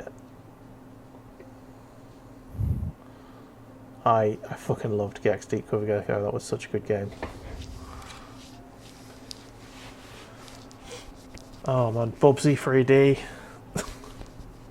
Not a good game in any way. In any stretch of the imagination. Oh, Rayman. So, what are we going to do? We're going to build something that's going to be a rival to Sonic for how fast it is. However, we're not going to actually take into account that people need to slow the fuck down. Yeah, no, Rayman was so good. The original Rayman, man. I was there, man. It was good. I think I've got that on the Vita as well. They had I've got the original disc on the PlayStation 1. The box is fucked, but I've got the disc. That's all that matters. You can't play the box. I mean, it wouldn't sell very much. I'd have to sell it as like a disc only, basically. Unless you like salvage a box from a different game. Yeah, well, I've lost all the pamphlets and stuff inside. Have all gone, so it's pretty much a disc only. Not that I would sell it because I'm collecting more than anything else at the moment. It's there. And I think people forget that back then you didn't have online gaming. It was all you had to go to that person's house with controllers and you had to play that way, you know? Yeah. Take your own control pad as well. Oh, remember those days when you could just go around to your mate's house with a control pad and just play a fucking game? Yep. Remember the days when you could just buy a game, put it in, and play it? And it worked. Rather than having to fucking download a fucking 70 gigabyte day one patch just to make the game fucking run. Yep. I'm looking at you, fucking Cyberpunk, you fucking piece of shit. Fallout 76. Basically any I triple remember, fucking game. like in uni, we'd play on the GameCube, like Time Splitters 2 and Super Mario Kart Double Dash. Double Dash did just turn into everyone against me. I mean, you got real salty and it was hilarious. True, but I also like the challenge because it's like, you know, good. I remember one time when James beat you once and you refused to play for the rest of the game. That was him for Smash Brothers, Was and it? he was cheesing it. He was cheesing it, and I couldn't accept that he was better than me because he doesn't come across as someone who's like, oh yeah, I'm good at these games. He's just like, yeah. Beardbow, you might be. And then he's just like wiping the floor with me. He's like, "Where the hell did this come from?" Beardbow, you might be in for a surprise, a happy surprise.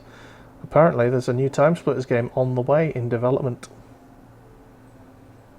So there you go. Because wasn't the old Time Splitters game made by the people who did GoldenEye and Perfect Dark? Because they worked for Rare, but then they went over to EA. I believe they did. Yeah. So yeah, there's a new Time Splitters game coming. I don't know if it's going to be good or not. They might ruin it with DLC. You just don't know these days, but we'll see. I live in hope. Microtransactions. I don't know. I mean, if they don't have that original Rare cast, it's like the people who made it good. All I care about is whether or not they've got the monkey in it. All I care about is whether or not they've got the map maker on it. Oh yes, a game with an actual map maker. That fucking map maker was so good. I remember on the PlayStation version, me and I just used to make shitloads of maps. It was a simple concept for the map maker because it was all like square, like box based. Yeah. Like you had the room boxes and then you just put them all together and you didn't need to Dick around Luke, with anything. stop it. Yeah. You just Yeah, make but the bloody man. I wouldn't, Stevie. I wouldn't tease you. This is a real thing. Go have a look. Time Splitters 4, I think it's called. It's going to be. There you go. Something to look forward to, bro. And hope that they don't just massacre the shit out of it. Yeah, we all hope that. Every time we look forward to a game, we hope they don't ruin it. And we almost always disappointed slightly, but Gonna put their dick in that cake. yeah. The cake is not only a lie, but it's full of dicks. And you gotta go take a bite and suddenly there's penis. Suddenly penis. There's a penis in my soup! That's a thought there, I guess. It's like with like back in the old We I are was we are at risk of disappointed sounding with like games. grumpy old men. Back Yeah, I in was my like, day! I was less disappointed with games when they came out. That's the I don't thing. know if this is because I'm expecting more, but Do you know what I think it is? I think it's because back then, when we bought a game, we didn't have so much variety, if you get what I mean. We owned, if you were lucky, you owned 20 games for your system. yeah. And that was at the end of your, of owning a certain console. So when you bought a game, that was pretty much the only new thing you had to play. Now we've got so much choice. They're throwing free games at us on the Epic Store, on Steam, on PlayStation. There's so much going on. And yeah, we've been bred to expect more now. If you think about some of the more recent games, what are the amazingly popular ones? They're all of the retro style. At the moment, yeah. So you've got you do have things like Children of Mortar. You've got like Stardew Valley kind of things. You've got all these like Octopath Traveler. Anything which harkens back to those original sort of older console like Mega Drive, SNES, Master System style games. With Let's have a really, look. really long bloody stories. Yeah. Right, so there we have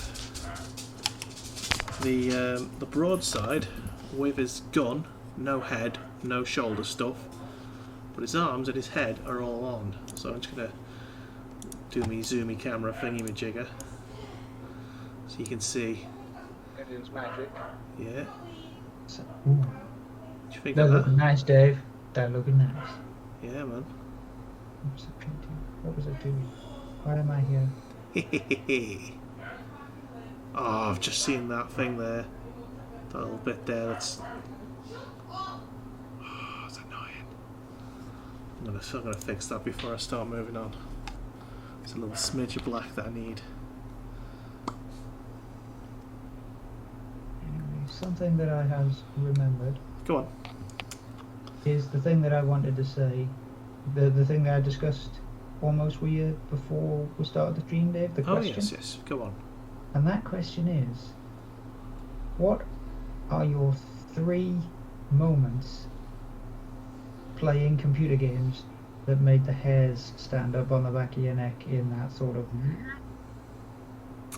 Are we talking in triumph or sadness or just pure enjoyment? You were like... I think it's down to pure enjoyment with this one. The Okay. things that really made the hairs stand up on the back of your neck. Alright. Well. Oof, fucking hell. I think it was the big plot. My number one is the big plot twist in Ace Combat Distant Thunder. There's a point at which you sort of realise, oh shit, we're the baddies. Oh, okay, we're the baddies? Oh, well, Where the baddies. Yeah, and then and then basically you just your squad just turns your plane around and just start fucking mashing shit, and it's just the most epic battle because you're a squadron that's in between two fighting armies, and you're just ripping the shit off everything, and at the end of the mission it's like, we are our own squadron now, and we are called the Demons of Raspberries, and it's fucking great. That was awesome. Also, I think that mission had a really long tunnel section to get away, and flying that fucking tunnel section was nerve-wracking.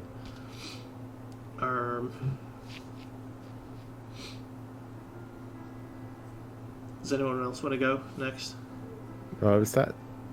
Just something, just a gaming moment that made you just either go yes. Moments in gaming that were like so good that made the hairs on the back of your neck stand up. Wait. Oh, back up to the line when you just merge all those civilians. That I was like, yeah, die civilians. Die. But no. Back. Fucking hell, man. Like, where would I start?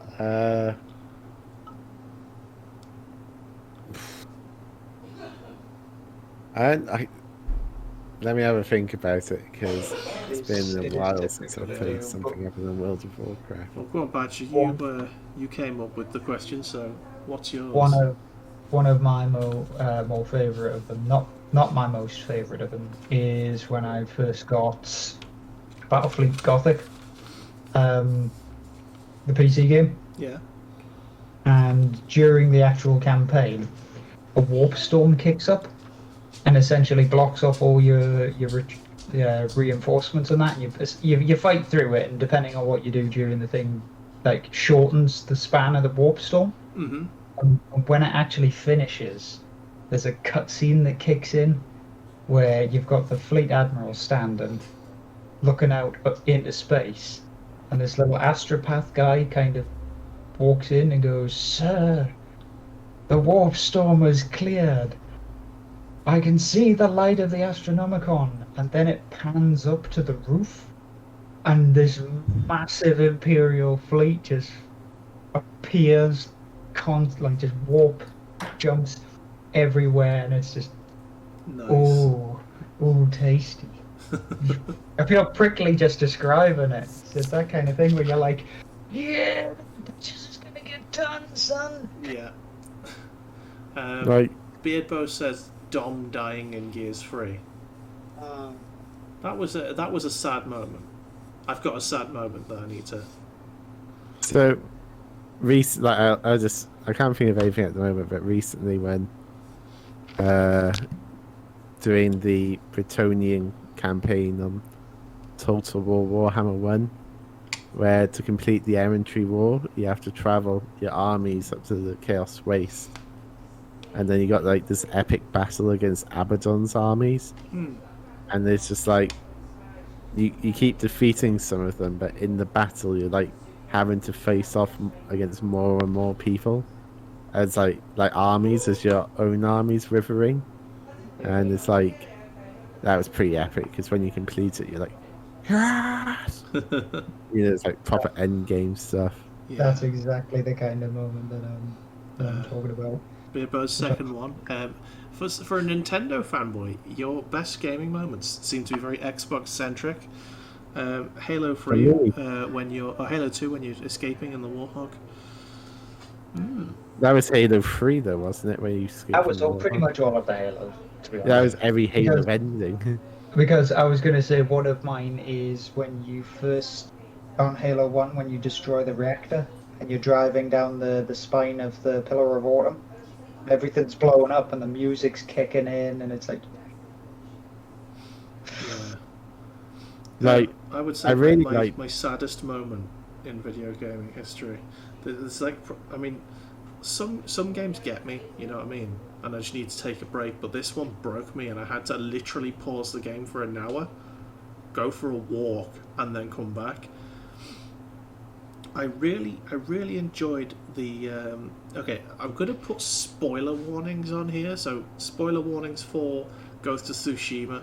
So, if you've not played Ghost of Tsushima yet and you don't want it spoiled for you, please just take a few minutes away, go get a brew. Ghost of Tsushima, by the way, is definitely in my top 5 games of all time. It's fucking great. It's better than God of War in my opinion. But anyway, so the part in Ghost of Tsushima is basically, I grew very attached to the horse in it, and there's a part where you basically get captured and you have to like sneak away basically, and you've been tortured and you're basically fucked essentially, and you somehow miraculously escape barely, and sorry, I'm partially going whilst explaining it. Essentially, your horse, I called him Kage because that was a cool name. Yeah, he takes a lot of arrows, and then he keeps going. No. No. What? Yeah, Sorry, he the long gets you to safety. break. He gets you to safety, and then just That's it. Yeah. And does your character go, oh well, I may as well not let good food go to waste. Stevie does say that he was not. no. It was very emotional, and it was done really well. And, What was the end of your can, thing? You can go back to that part of the map, and you can see the Dead horse. yeah. Well, you can see the grave where you buried him, and I think it's called Grave of a Friend or something. So yeah. So what did you not finish on, Stevie? Because apparently that was not the end of his. He might say I wasn't finished on Ghost of Tsushima, to be fair. Spec Ops: The Line was pretty good in story, like the way the emotional roller coaster that is that game. You know what? I stopped playing that game, and I don't know why. Did you get to the bit where you like used the right phosphorus? I can't remember. That's probably why I stopped playing it, because I wasn't 100% paying that much attention to it. I've seen the like the cutscenes of that section, and that is like pretty horrific because it does not pull punches. No, not at all on that bit of the game. it's a good part of the game. It's just like I think the story for that game was really original, which I'm like influenced a lot by Heart of Darkness, which I like because it's Apocalypse Isn't Now Heart of one of my Darkness- favourite films. Isn't Heart of Darkness the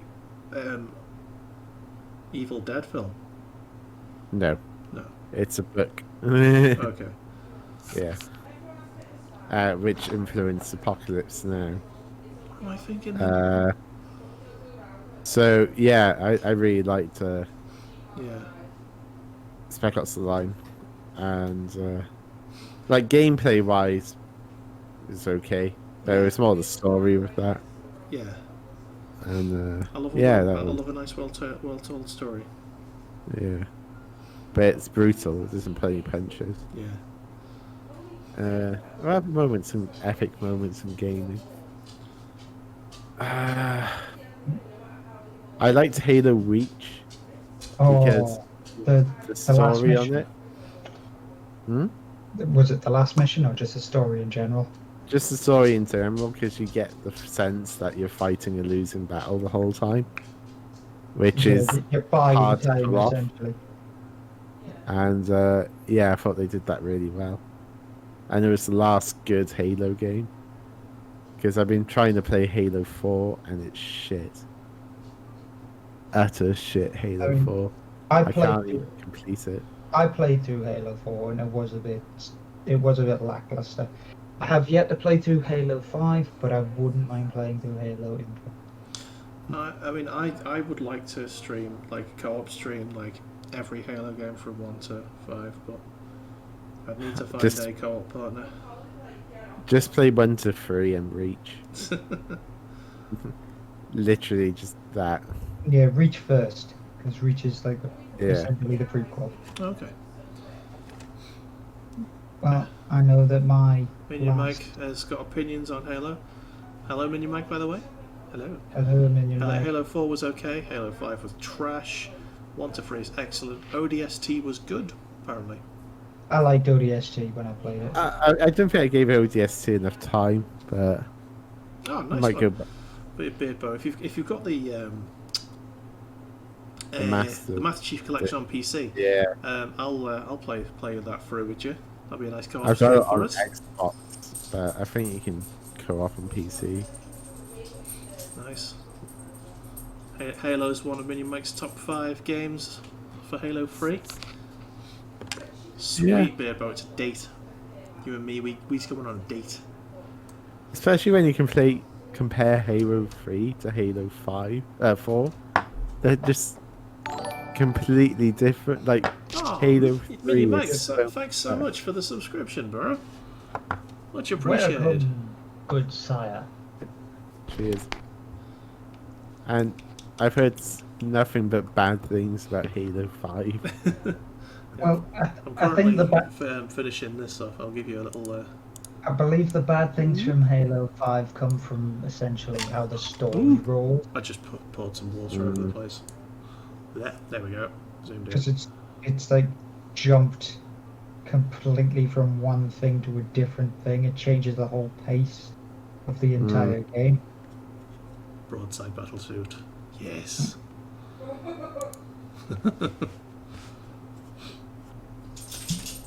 Is anyone going to get the new Halo? Beardbo says. Nah. I mean, I'll wait until I see the reviews, and if the reviews say it's good, I might. I would like to get Infinite purely for completionism. Yeah, to be honest, I gave up on Halo after Halo 3 myself, because I mainly played Halo for the multiplayer, and the multiplayer on 3 was bad. It was so full. It was so full of like 5-year-olds, and I hated it so much. That's part of the game. Disproportionate sort of like age kind of gaps thing.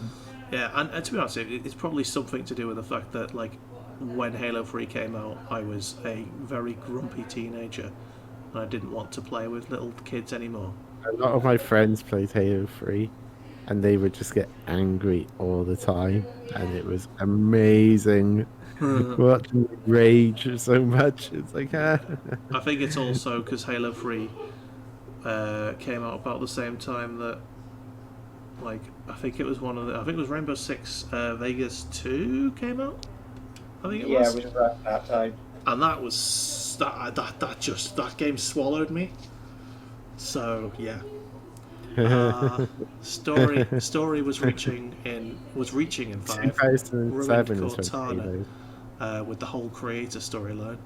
Infinite looked hype. Just back to Halo 3. I had a clan in Halo 3, so I mostly do clan battles. Oh man, ooh, I've not got my microphone on. Oops. 2007 is when Halo 3 came out. Yeah. So there you go. Yeah. I think one of my favourite moments in gaming is the introduction of Trevor Phillips. Yeah. The first time you meet Trevor Phillips is an experience. I'll just say the whole Thank you. the story of GTA 5 was just brilliant. Yeah, I really like the way they did GTA 5. I think GTA 4 gets some bad press. I liked GTA 4 a lot. It didn't handle the best. I don't think the engine was particularly good. I don't think the engine in GTA 5 is particularly good, but compared to Cyberpunk. Yeah. I think when it came to number 4, they were experimenting with a lot of stuff. Yeah, the way the cars drove, like going back to 4 now, the cars drive like shit. And Halo 4 was good at the time. Luke, stop it. and it still had an interesting story, like interesting. Oh yeah, characters. I really enjoyed the story in 4. Dave, I just think Halo 5 was just so much better. you're being complimented on your microphone. I did say thank you when I saw it. I didn't want to derail Machin's point. Lies. But yeah, no, this mic actually came with a PS2 game. It's the microphone that comes with the USB sampler, which is a USB thing that I've got plugged in right now. I'm basically using the USB sampler from Music 3000, which was an excellent game that I'm going to have to rip all the songs that I made on it, just for posterity. I'm just gonna get a refill on my drinkers. No worries, and also so I can empty my PS2 memory card because I had to make room for the Ape Escape free save, and I could just buy a new memory card. They're like a $5 on something, but yeah. GTA.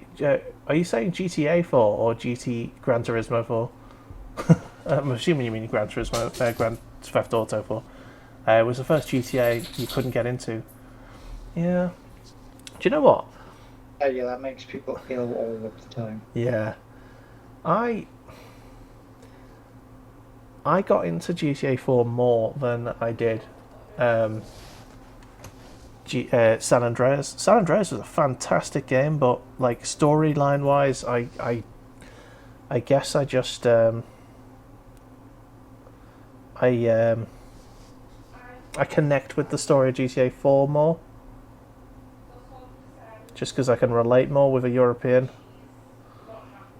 I mean that's it's an indictment, I suppose, isn't it, of my cultural sort of dexterity, but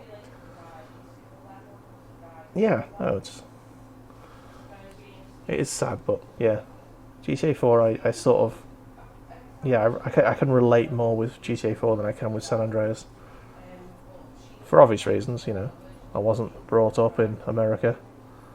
I don't understand the whole Black Lives Matter movement. I still don't. I'm still very sort of very ignorant on the subject.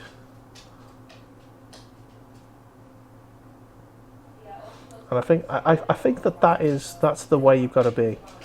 If you are ignorant, you've got to say that you are ignorant and then try to educate yourself. And I do apologise that I've not tried to educate myself more on that subject. Oh God, we had big talk today, haven't we? We have had big talk. Anyway, back to Warhammer and video games. Go on, Badger. Have you got another gaming moment? My last gaming moment for the time being was actually on Final Fantasy IX. That's the one Final Fantasy I've not completed.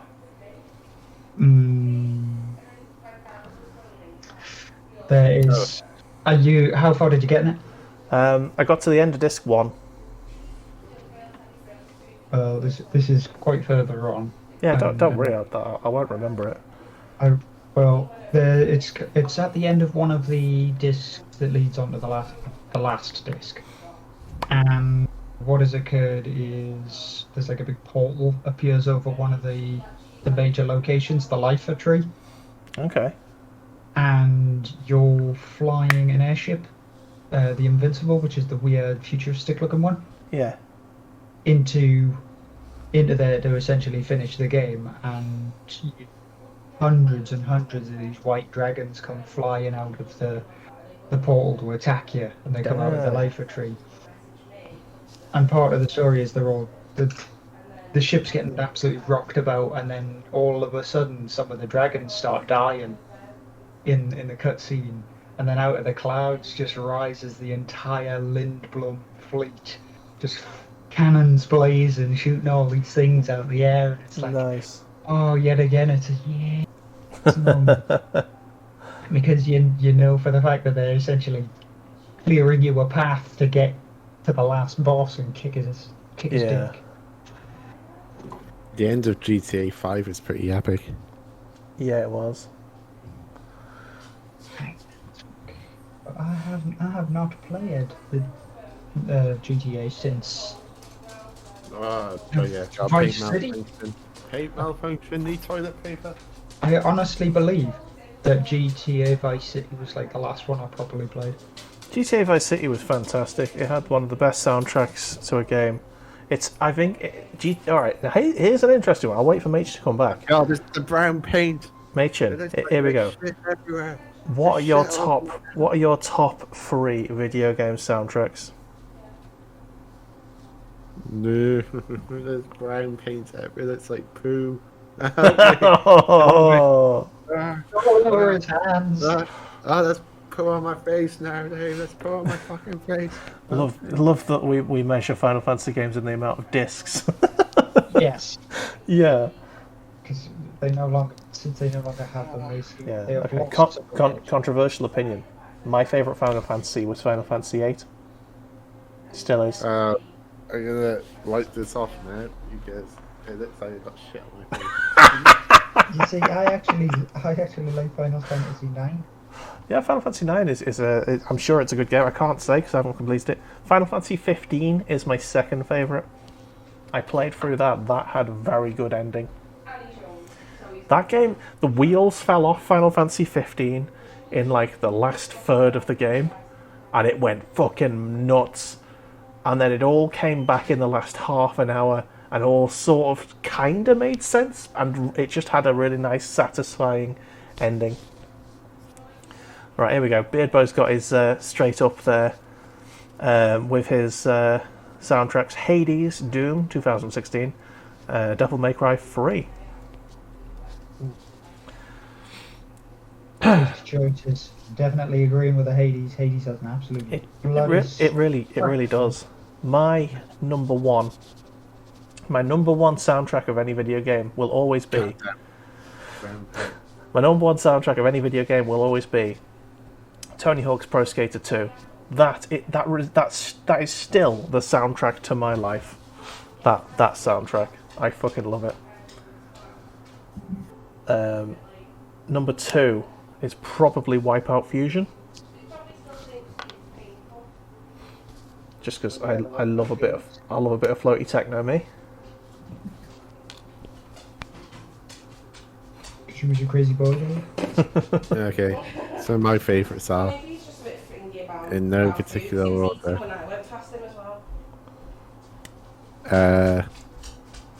GoldenEye, Okay. F-Zero X, Silent Hill 2, despite the fact I've never played the game. Okay. Any other games soundtrack that stands out? Banjo-Kazooie soundtrack, but my favourite game of all time, so. And that's about it. And I just lost my paintbrush. Command and Conquer Red Alert had a fantastic soundtrack. Coming in with a big hit on that day. Mass Effect 3, apparently. Minion Mike says that was a very good soundtrack. I honestly can't remember the soundtrack to any Mass Effect game. Huh. The Doom Eternal soundtrack was very good, but I think that the 2016 soundtrack was better, just because it was, the guy who wrote it actually was in charge of actually producing it as well. Whereas it was taken out of his hands in Eternal, and there was some mixing problems, and the guy sort of threw a little hissy fit because they mixed a lot of his songs wrong.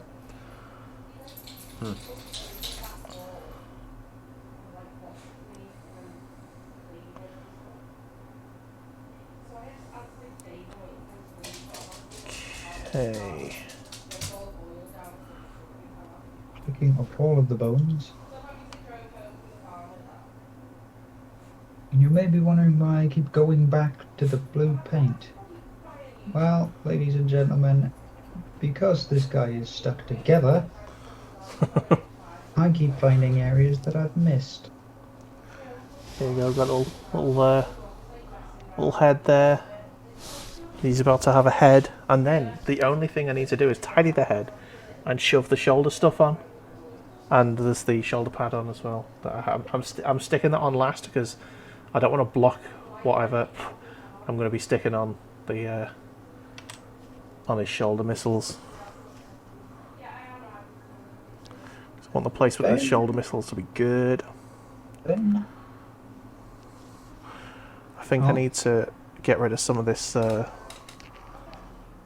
can honestly say for myself, just like Bilbo, Hades is definitely up there Yeah. because it's got an amazing soundtrack. I really did enjoy the Hades soundtrack. It really was good. Doom in general, because I mean, yeah, Doom the original soundtrack- fucking Doom. That is some proper MIDI shit. That is awesome. And I do like the Halo music. Yeah, the Halo Love soundtrack Halo music. makes the Halo games better. Yeah, Vice City is my number 3, by the way. So I got Cool. Tony Hawk's Pro Skater 2, Wipeout Fusion, and GTA Vice City. 3 best soundtracks, in my opinion, in video game history. Vice City. Vice City was such a good game, man.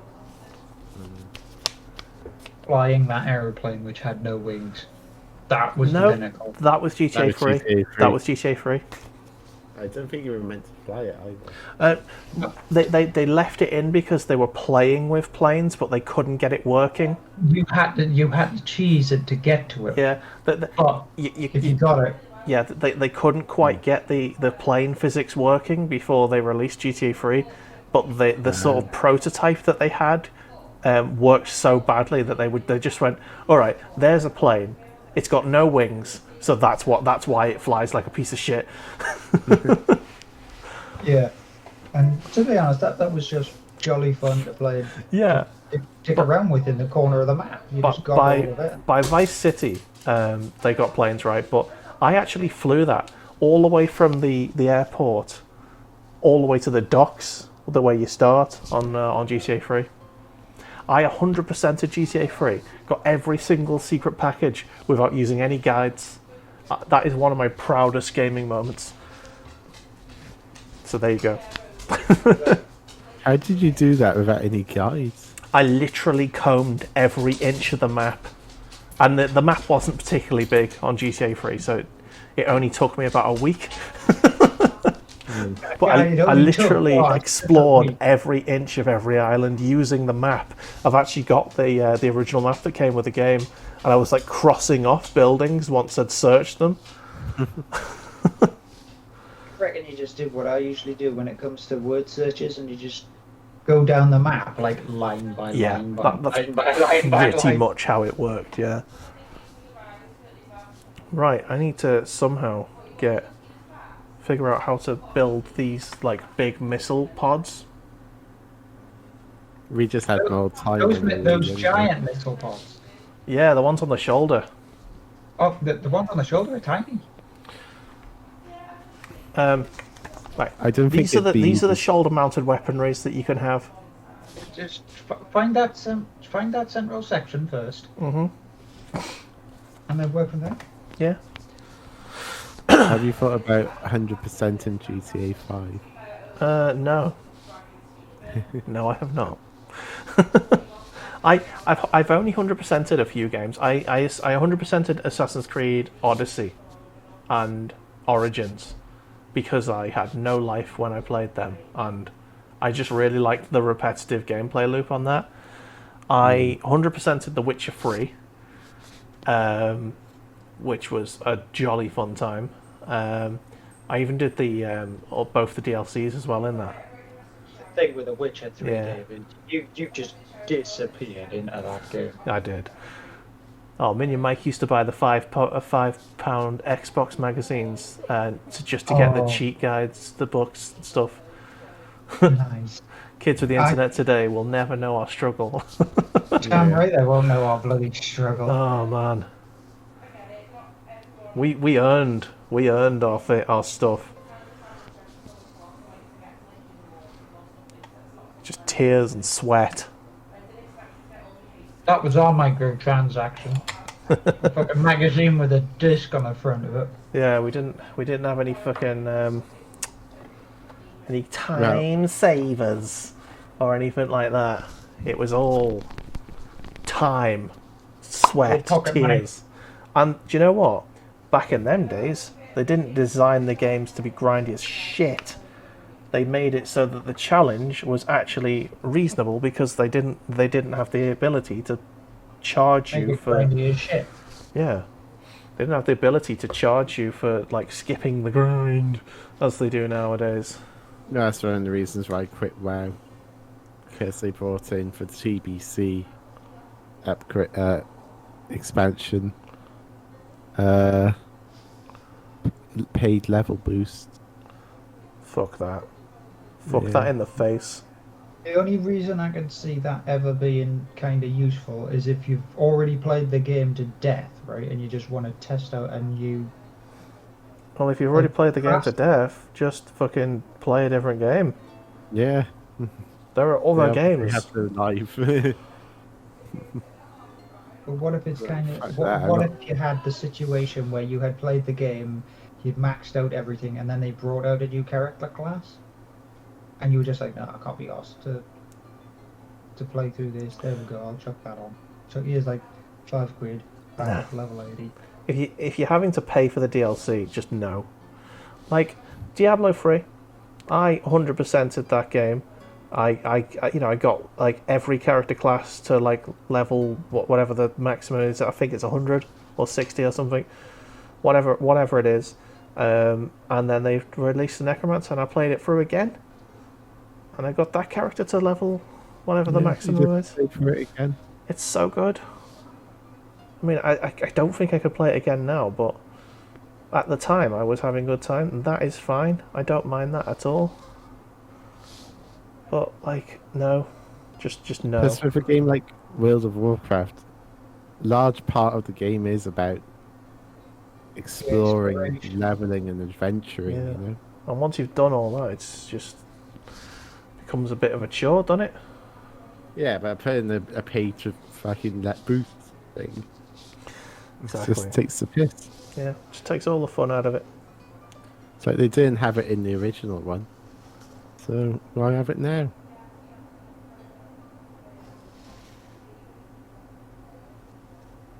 Can... Ah, there it is. They're running... I would say they're running out of cash. They're not fucking running out of cash. No. Bobby Run out fucking of Kotick ideas, is maybe. rolling in fucking cash. Running out of ideas, maybe. Yeah, definitely running out of them. It's because all of their ideas now revolve about how can we squeeze the most amount of money out. Yeah, Yeah, when CD funny Projekt because- Red released the Witcher 3 update with ray tracing and better textures, he's hoping to get back into that.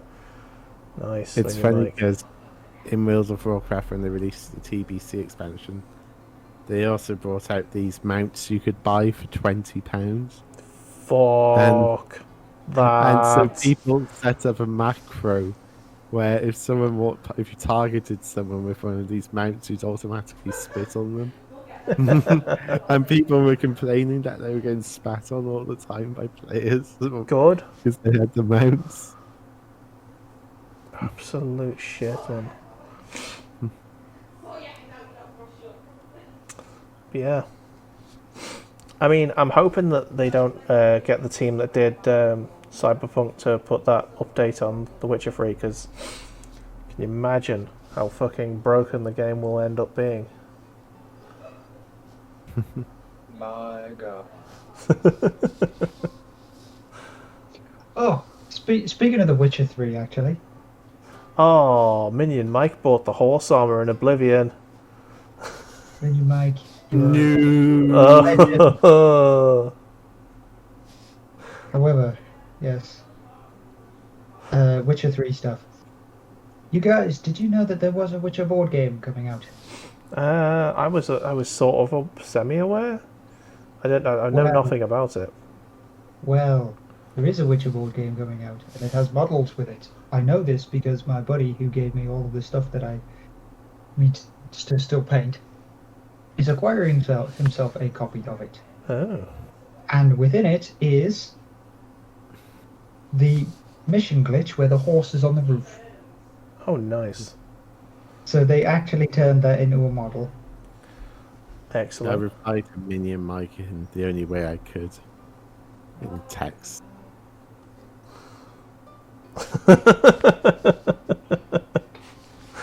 Oh.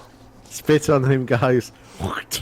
Never. Yeah, the Witcher 3 board game was apparently crowdfunded, which doesn't surprise me. People want Yeah. more Witcher content. It's a big Kickstarter, and essentially within the first 9 days of it being mentioned, it had already peaked about $1.5 million. Yeah. There's a Witcher mobile phone game coming that looks like it's going to be a microtransaction-filled nightmare. Likely. It's basically Pokemon Go, but with monsters instead of Pokemon. So, yeah. That's a thing that's happening. I'll download it just because I'll be curious. And then as soon as they ask for real money, I'll be like, no. No thanks. CD Projekt Red, we didn't like you like we did in 2020. You ain't our favourites no more. You I was promised always us. a bit indifferent to them anyway, so... The Witcher 3 made me fall in love with them a bit. Then I went back and played The Witcher 2, which was pretty good. The Witcher 1 is hard to play these days. It's aged very badly. That's because The Witcher 1 decided, you know what I need to use?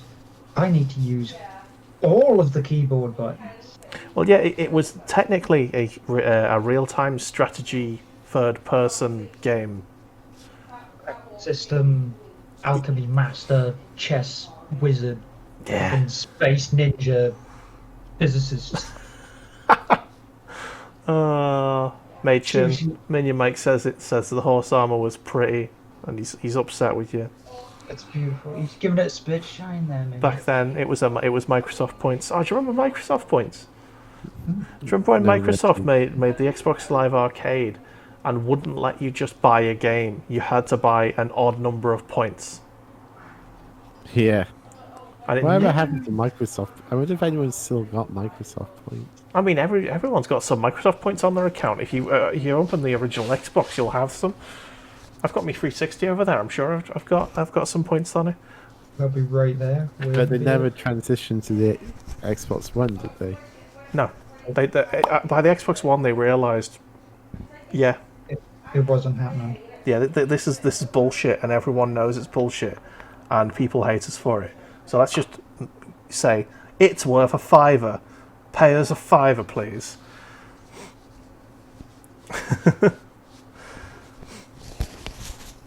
Oh, apparently they exchanged for cash once they moved across. 16 sweet pennies here. Yeah, so Minion Mike got 16p basically. You can get... Oh no, you can't anymore. They're 20 pence. I was going to say you could get a Freddo. No, Freddos are like 50p now. Ah, I know they just keep going up. It's bullshit. Inflation? Well, they're not making them any fucking bigger, are they?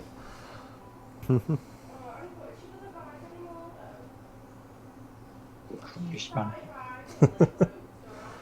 Oh man. Our time changed, guys. It's not like it was when we were young. I like to think we lived in the heyday of the internet, because it was like the Wild West. No one really knew what was going on or how to use these computers. You know, Computer. people were deleting the System 32 file left, right, and center. Oh, I remember doing that once. Thinking it'll make their PC run faster. It did for about 20 minutes. Old F4. You know, it's... Alt F4 in chat. Bosh. Computer shut down. Yeah, we were proper, like, old school. Half a meg connection was considered fast. Oh man. Okay, here's a question for you lads.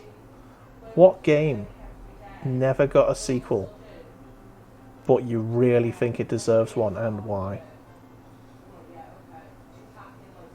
Conker's Bad Fur Day, Okay. because it didn't sell well when it came out. Yeah. It's pretty But obvious it why should that have needs a sequel. It definitely does need one. But it should have a sequel because one, it's funny. It was funny as fuck at the Yeah. time, and still is pretty funny.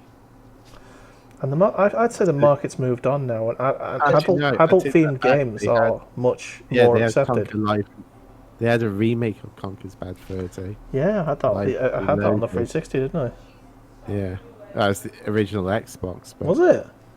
Yeah, Fuck. but not a They had sequel. they had a HD remake as well. Oh right, yeah. They had Conker's Yeah, Bad that Fur was Day. the N64 Yeah. version, though. They had Conker's Bad Fur Day on the N64 version. Then they had an updated version for the Xbox, and then they had the Xbox Arcade thing on the 360, and that they had an HD upgraded version for that.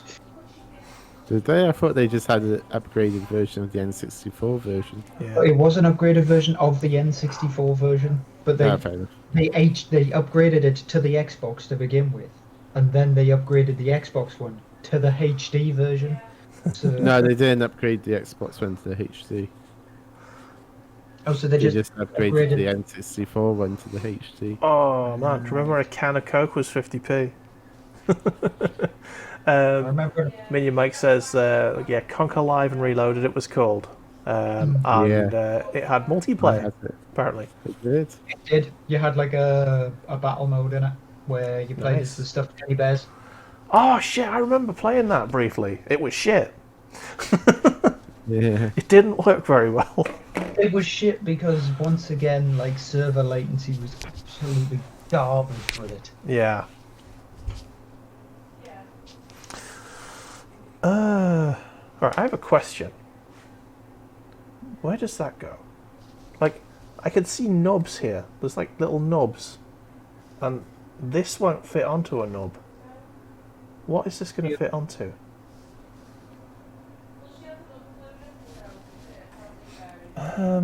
Ooh, hang on. There's a piece I'm missing. So there should be like an intermittent bit between them. I think it's this thing here. Probably. Yes. Okay. Space Marine, 100% be Oh, yes! Give me anything- a Space Marine sequel. That would be good. If anything needed a sequel, it was Space Marine. I am hard for that idea. Have Jetpack Interceptor number 2. Nice. He is done. Right, I'm going to change to a smaller brush now because I'm doing a bit of awkward work. I'm mudding the base. Pardon you? Muddying the water. I'm mudding all over the place.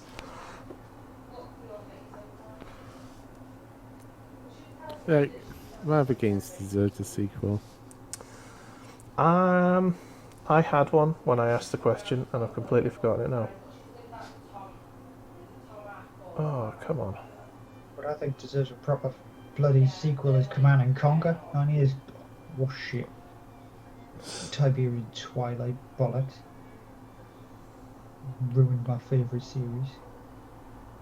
What, Command and Conquer 3 Tiberian thing? Right.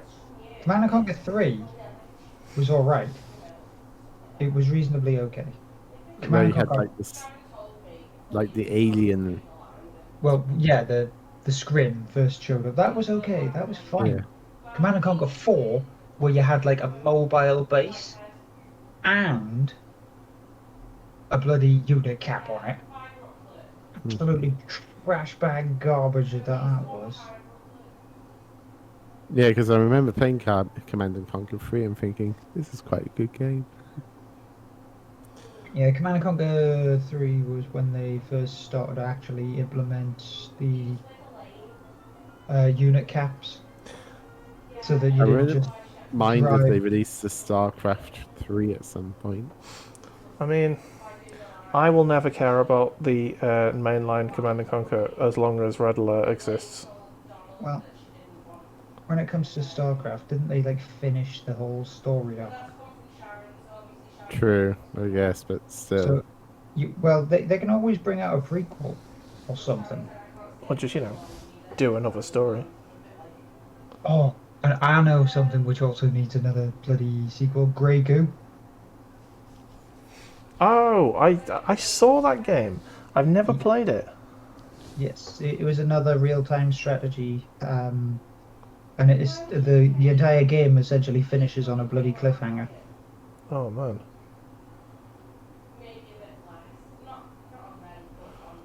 I've heard a lot of things about Final Fantasy 14, the online game. Yeah. I've heard a lot of people started going towards that now.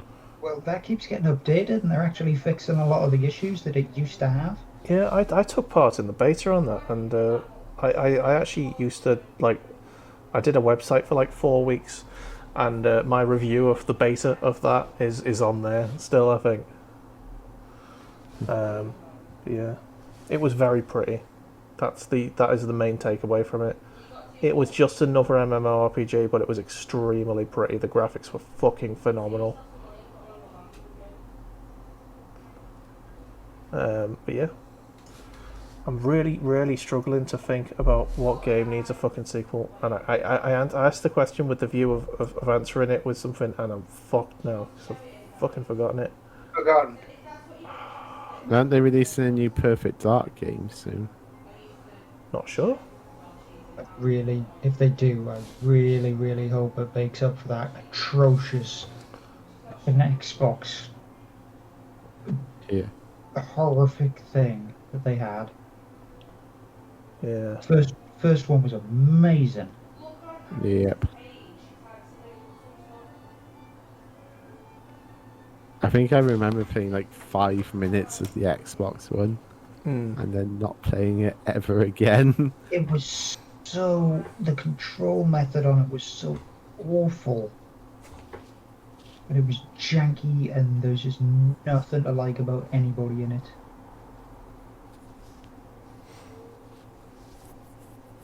God, I hated that. Because everybody, well, I know for a fact that I was actually looking forward to it. I was like, "Oh, another Perfect Dark game. This should be good." Because I loved the first one.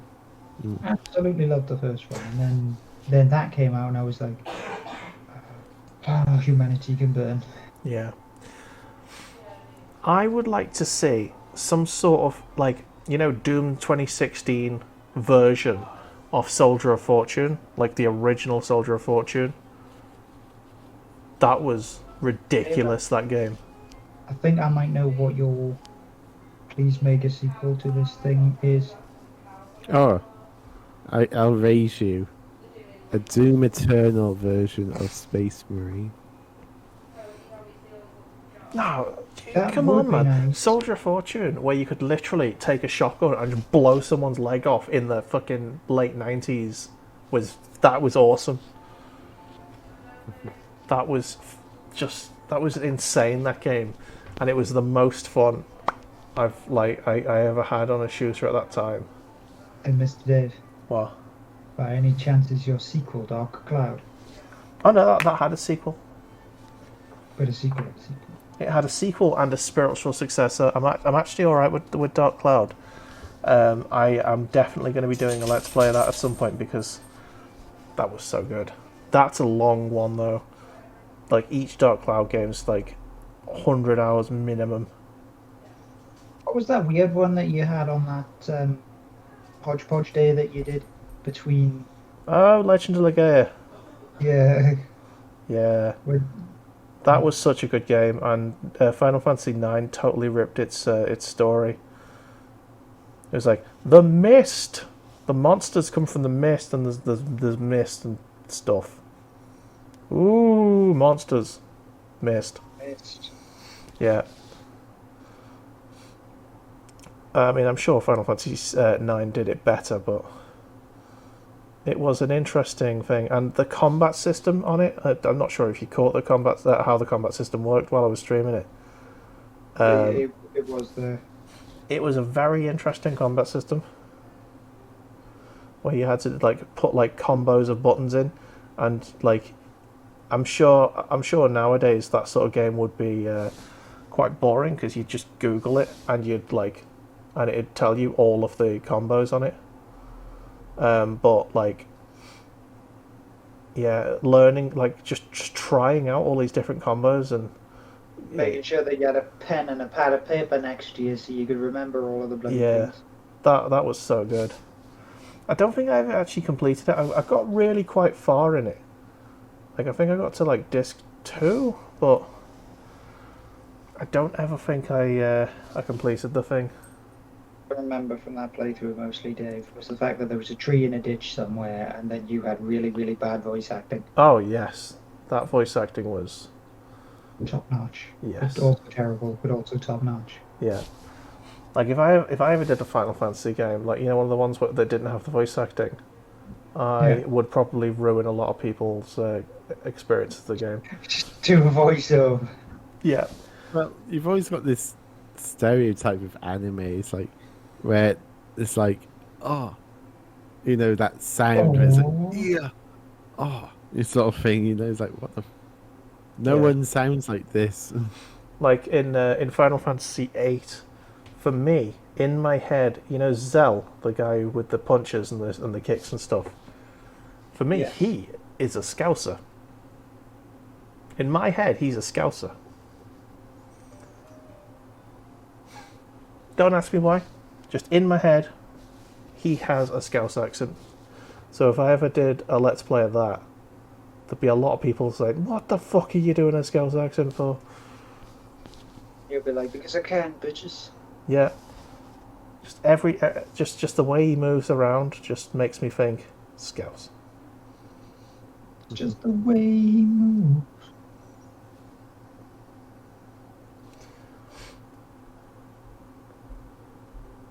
Plus, everyone keeps telling him to calm down, and that also works.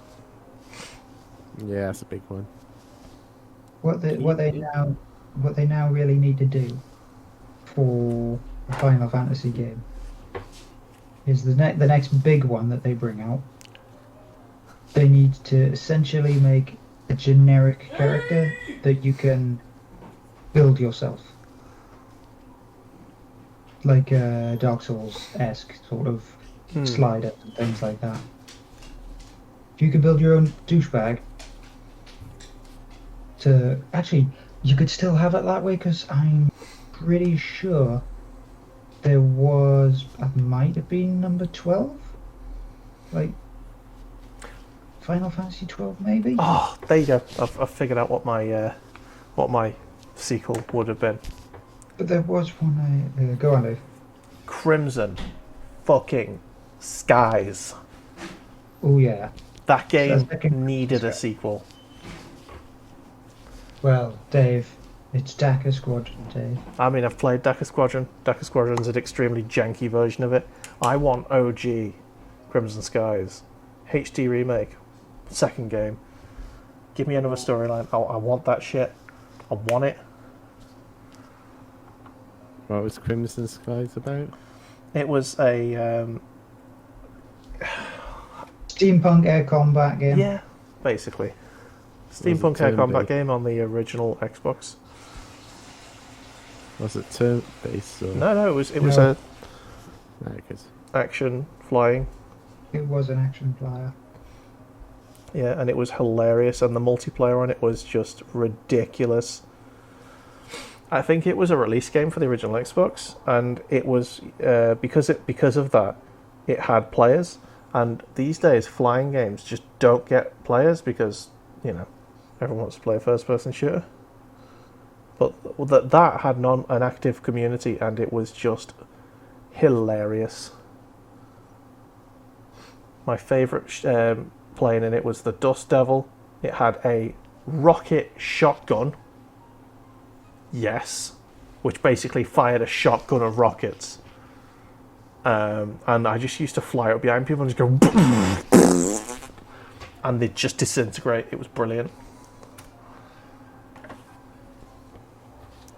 That sounds like a game I'd like. I quite like first person flyers. It's not first person, it was third person. Third person flyers, even. Yeah.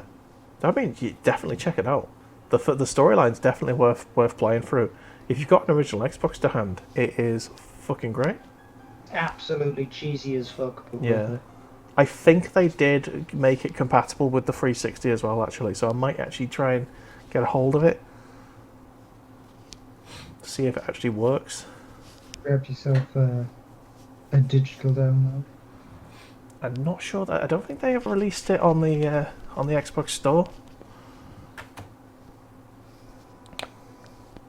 It might have been on the arcade. Yeah. Beard Bo Baggins is saying that on Final Fantasy XI you could make your own. I can't remember what you were saying. Yes, but Final Fantasy XI was garbage. Yes. There you go. You heard it here first, folks. But we already knew that. Just as much as Final Fantasy X was also Nope. garbage. I liked Final Fantasy X. Leave Final Fantasy X alone. No, because right, here's my excuse, Dave. Okay. Final Fantasy X spawned Final Fantasy X-2. I've never played 10-2. And I 10-2 don't... is essentially... I never intend to. Did you get it? 10-2 is... yes, I did. I get it. 10-2 is essentially Final Fantasy X dress up. Yeah, it's basically the girls of Final Fantasy X. The game. In bikinis. Yeah. Which is practically what it was. And you got more power or more like ability by exchanging their clothing. Yeah. It was the Dead or Alive beach volleyball game. Of Final Fantasy. Yeah, of Final Fantasy. Do they still make those Dead or Alive games? Yes. They do. Jesus. They continuously improve upon the jiggle physics. Mm-hmm. The world's most advanced jiggle. Almost sentient, if you ask me.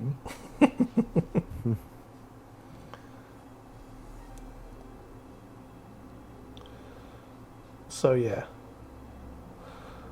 God, those were so bad. Those games. I remember a guy had that. Oh, did anyone have Steel Battalion? You had it. I believe you had one of those. Oh yeah, games. I know why I owned one of those games, Machin. Because someone bought it for me for my birthday. Was it you? No, I think it was Luke, wasn't it? I don't know. Yeah, so I remember Could have you been a certain saying bald it a lot. Yorkshire guy. I mean, I remember playing it a lot because I was single and very lonely, but... Yeah, I hope you washed those controllers to use them. Oh, you know I didn't. Guess I which know. part I touched last. There's an in-joke there that no one else gets apart from me and Machin. And we're not going to explain it, so... For now. It shall forever be a mystery. Right, Dave. What? I tried playing Steel Battalion 2, but that was so bad that it was bad because of the motion controls. Didn't play Steel Battalion 1, but I really wanted to. However, I wanted to play it with the control pad that came with it. Yeah, I knew a guy in school who had the control pad and the game. And he would never stop talking about it. As you wouldn't, I suppose, if you spent that much money on a game. To put things into perspective, ladies and gentlemen, if you don't know what Steel Battalion is, it's a mech mission shooter. But what the control pad was essentially your whole cockpit Thanks, man. that you bolted to the desk. Yeah, it was basically a. It was about the size of a desk. Basically, it had two, sticks, two flight sticks, and a shitload of buttons in the front. So it was basically a controller designed to make your desk feel like the cockpit of a mech, and it was a cool thing. It was also about £150. No. It was about 250 quid. Oh, was it? Okay. Yeah. Yeah, and this is back in early 2000s when say if something cost 50 quid then nowadays it's probably going to cost you about 70, 80 quid. So, yeah, it was not cheap. But yeah, it also had motion physics.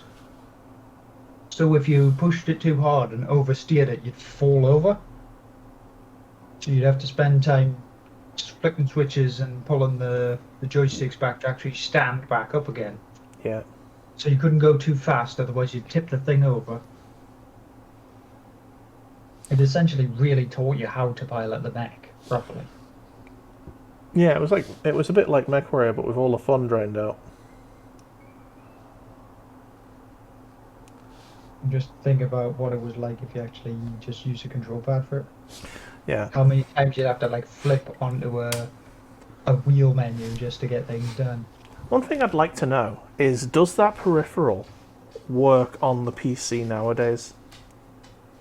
Can you program it to work with MechWarrior 5? I would love it if that kind of thing would actually work. Imagine that. Like, you know, your left stick would control your movement, your right stick would control your turning. Nice. Hello, dog. A husky has arrived for attention. Hello. I thought it was just there for chips. No, I thought all the chip plate has moved away now. He's getting lonely. We've been doing this a fair while, but I want to get this model finished now. I'm very close. Very close. He's got a head now and everything. It's pretty close to 10 o'clock. Yeah.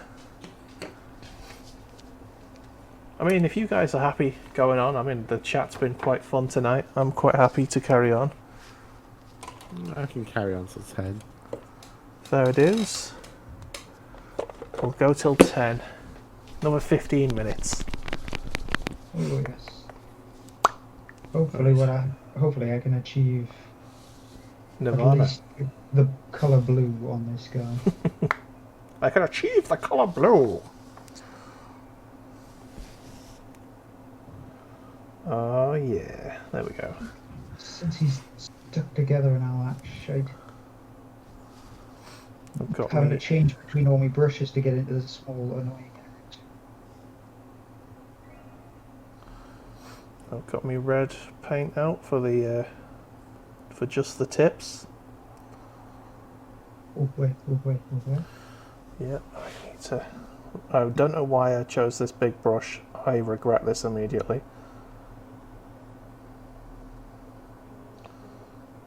This is a rather big brush for this sort of delicate work.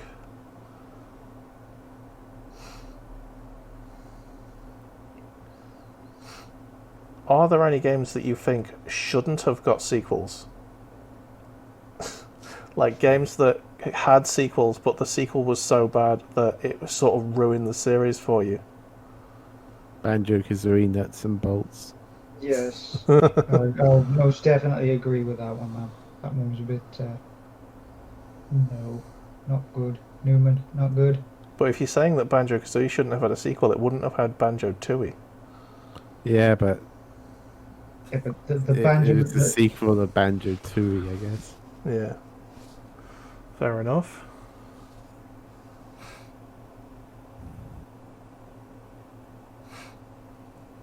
GoldenEye had a sequel. Did it? Yeah, I didn't even hear about it. yeah. Probably for the best. Yeah. There was a game on the PS1 that no one will have heard of, and I've got both the games. A game called Wingover, which was like it was basically an arcade, dogfighting game basically. And the first one was so fun. It was just simple. You flew around, shooting at each other. It had team-based modes and stuff. Obviously, it was all against AI. They didn't have any multiplayer in it. It was so much fun, and I really enjoyed it.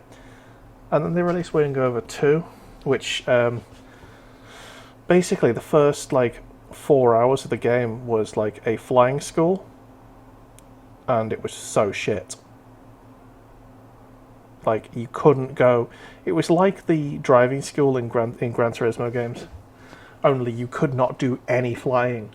You couldn't do any fighting until you did the school. 100%, and It was difficult. that was so shit. GoldenEye sequel doesn't exist. You're going full Sif tonight, Machin. He knows it's there.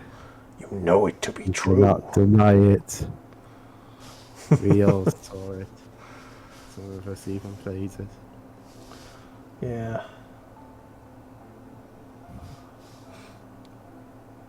Ooh. I played it. It was crap. Yeah. I never did. I didn't even know it existed, to be honest. That's how bad it was. Mm.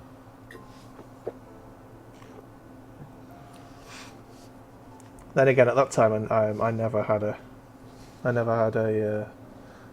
Oh, it was N64. multi-platform. It was multi-platform. Oh, really? Okay. Yeah.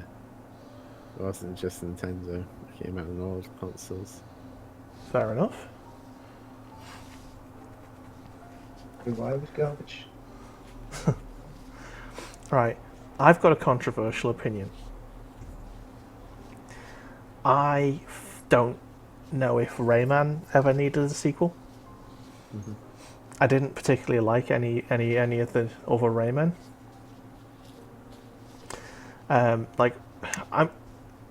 What's it called? The sort of 2.5D one that everyone really likes, like Rayman or Legends or something. Is it called or something? Don't know. I never played Rayman. Yeah, Rayman 1, the original Rayman on the PlayStation 1 was a great game. It was challenging, it was fair, it was really cute. And then they changed how Rayman acts in the sequels, and he's a bit of a douche now. And yeah. So, fun times. Beardbow's fighting you. He still says that GoldenEye does not have a sequel. He refuses to acknowledge the sequel. I was going to say, I'm pretty sure that I have like a thing that shouldn't have a sequel, but I can't remember it because I may have, in fact, completely blocked it out of my mind. So bad, you've black boxed it. So bad that I've ejected it into space. You have rejected it from your memory. It in the chat.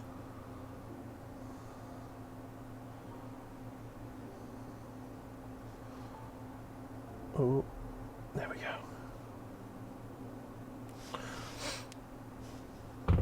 Oh. Are you trying to post a link? I did. Did you though? GoldenEye Rogue Agent Wikipedia page. I'm sure you tried, but it's come up as starred because my chat has blocked links because of the bot issue. His chat also wants to block GoldenEye Rogue Agent. Yeah. Doesn't even know what it is, but it knows it's not good. It's like, what is this? No, we don't allow that sort of shite here. I would rather click a continuous stream of Rick rolls.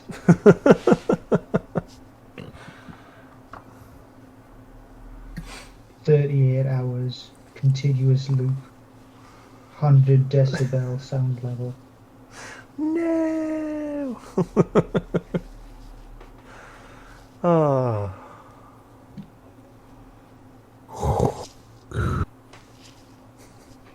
Are you doing a Vader for us? Search your feelings. You know it to be true. The game happened. Right. The other Take side. solace in the fact that no one from Rare probably was involved in the game. No. No sane man would do this. And it was released by EA. So that's how it began. It has begun. Yes. I'm shoving that massive hunter-killer missile on there. That's going on the other side. Sticking it right in his butthole. Yeah. Ho ho ho ho. I don't think you're convincing him, Machin. Mm. I don't think you're convincing him that it exists. Well, he'll just have to. He knows it exists. He knows. Chances are he probably plays it. Nope, nope, nope, nope, nope, nope, nope. They're just fighting words. No, I don't have to prove any. Well, I've already proved it exists. So. It's just denial at this point. Sweet, sweet denial.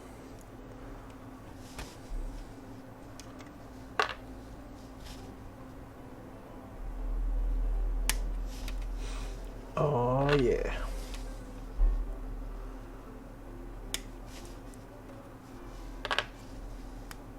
Okay. Got me missile pod.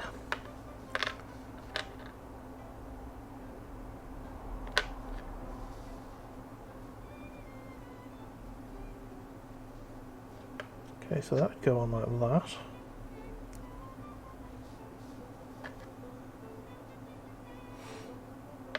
Yes, the music has gone slightly shit, I'm afraid. Oh, it's alright, it ended. Okay. So there's your missile pod. God, that's wider than it is long. Look at that shit. Mm-hmm. Damn, son. Well, you did decide to put on all of the Z missiles. Yes, yes I did. This thing's going to look metal. Right, where the hell is my super glue? There it is.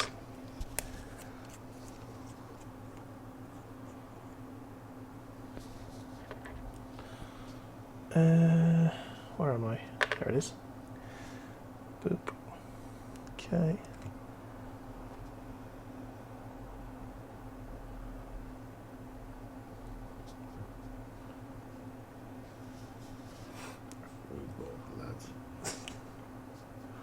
Blood for the blood god.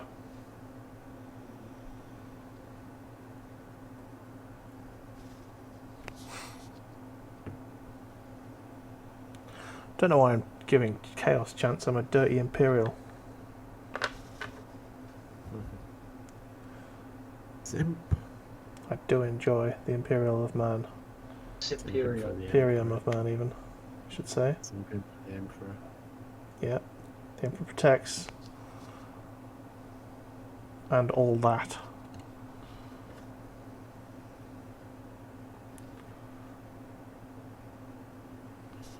Okay, that's all stuck. So, got my missile pod. Now I need to paint up the armor bits. Watching a video on Instagram, Oh, okay. and it was essentially titled "The Problems with Imperial Cosplayers," and it's got like this just reel of things where it's got everybody with their helmets on, and they've got straws sticking out the front, and they're trying to drink. But they're all got massive bulky armor. They're like really awkward, almost as if they're like playing some weird flute, trying to just get some water out of this little bottle. They're not the most comfy of things to bear all day.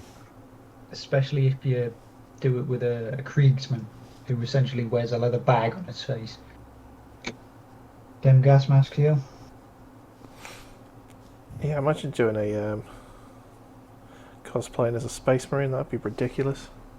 No, people done it. I know, yeah. Yep. It's- I mean, with the invention of 3D printers, it's never been easier. Just 3D print those plates. I don't even think they use 3D printers. Well, Some of them do for the helmets. Yeah. But the majority of them still carve them from foam, like LARP gear. Oh, right, okay. I've always thought, have foam as your inside, and then, have a little thin layer of metal just to make it look right. The weight, though. That's why you have a really lightweight plastic in there, and then just a really really thin layer of a really light metal. I can imagine though the cost then would be quite high. That's the thing. But you don't do cosplay for the fucking cheapness, do you? No, not at all. No, cosplay's an expensive game, and if you want to get it right, you got to do it properly. There comes the heat issues. This is why the vast bulk of people who do Imperial cosplay go as guardsmen. Yeah, because it's easier. Or Mechanicum. Adeptus Mechanicus. I did see somebody who actually went as a Hormagaunt, a Tyranid. And it was pretty cool actually, because Nice. they had like their main arms in one thing, and they had little ropes of fishing line on the second pair of arms. So when they raised one set of arms, the second set would pull tight and flip out. You do see some amazing stuff, don't you? Oh yes, because people will look at them like it is like a massive problem that must be solved, and they'll work out every last little bit, every curve, every mechanism that they need to make it look right. Of course, there are some people who just go in with the effort, so they will always get E for effort, and it never looks right. But they've probably just started beginning. They go for the fun of it, Yeah. and then you get the people who are practically copy paste versions of the characters that they want to roleplay. Yeah, and then you've got the really cheap diva cosplayers who wear that fucking spandex suit that's the diva costume. With a plastic face. Yeah, which is basically the new Samus, because people used to do that with Samus as well. Mm. Zero suit Samus. Yeah.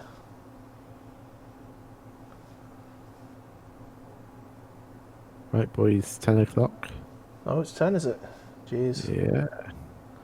Well, the magical ding dong 10. let me just finish this paint and then we'll wrap up. I am very, very close to the end of. I'm painting off camera because I'm waiting for the contrast to dry. And I don't want it Essentially, this is what I've got so far for the last guy. He's got down his blue. I need to put the black on the guns. Nice. I need to fill in the rest of the red and get the washers on. He didn't actually come in focus. Yeah. Beautiful. And unfortunately, the way that he got stickered to the bloody jump thing looks like he's falling existentially. Like, ah! Don't worry, it's not your model, not your problem. Alright. Doesn't look good. Well, I'm not quite Legs finished. are I've still got a falling. few weapon systems going on here. But I'll bring my model up once I brush my paint. Go on, Machin, tell us what you've got the way up to. Legs are almost done. I just need to put some oils around the edges Yeah, and highlight the metal. excellent. And, Nice. And Got my broadside battlesuit is nearly there. He's just missing his shoulder plate there, and the weaponry that's going to go onto these little black nubs on the sides. So that will be a complete model then. So check out, have a look at me, my Instagram and my Twitter, and I'll post up a picture of it when it's done. But yeah, I think that's us, isn't it, for the night? Yeah. So let me just get the theme up. and then we can. Yes.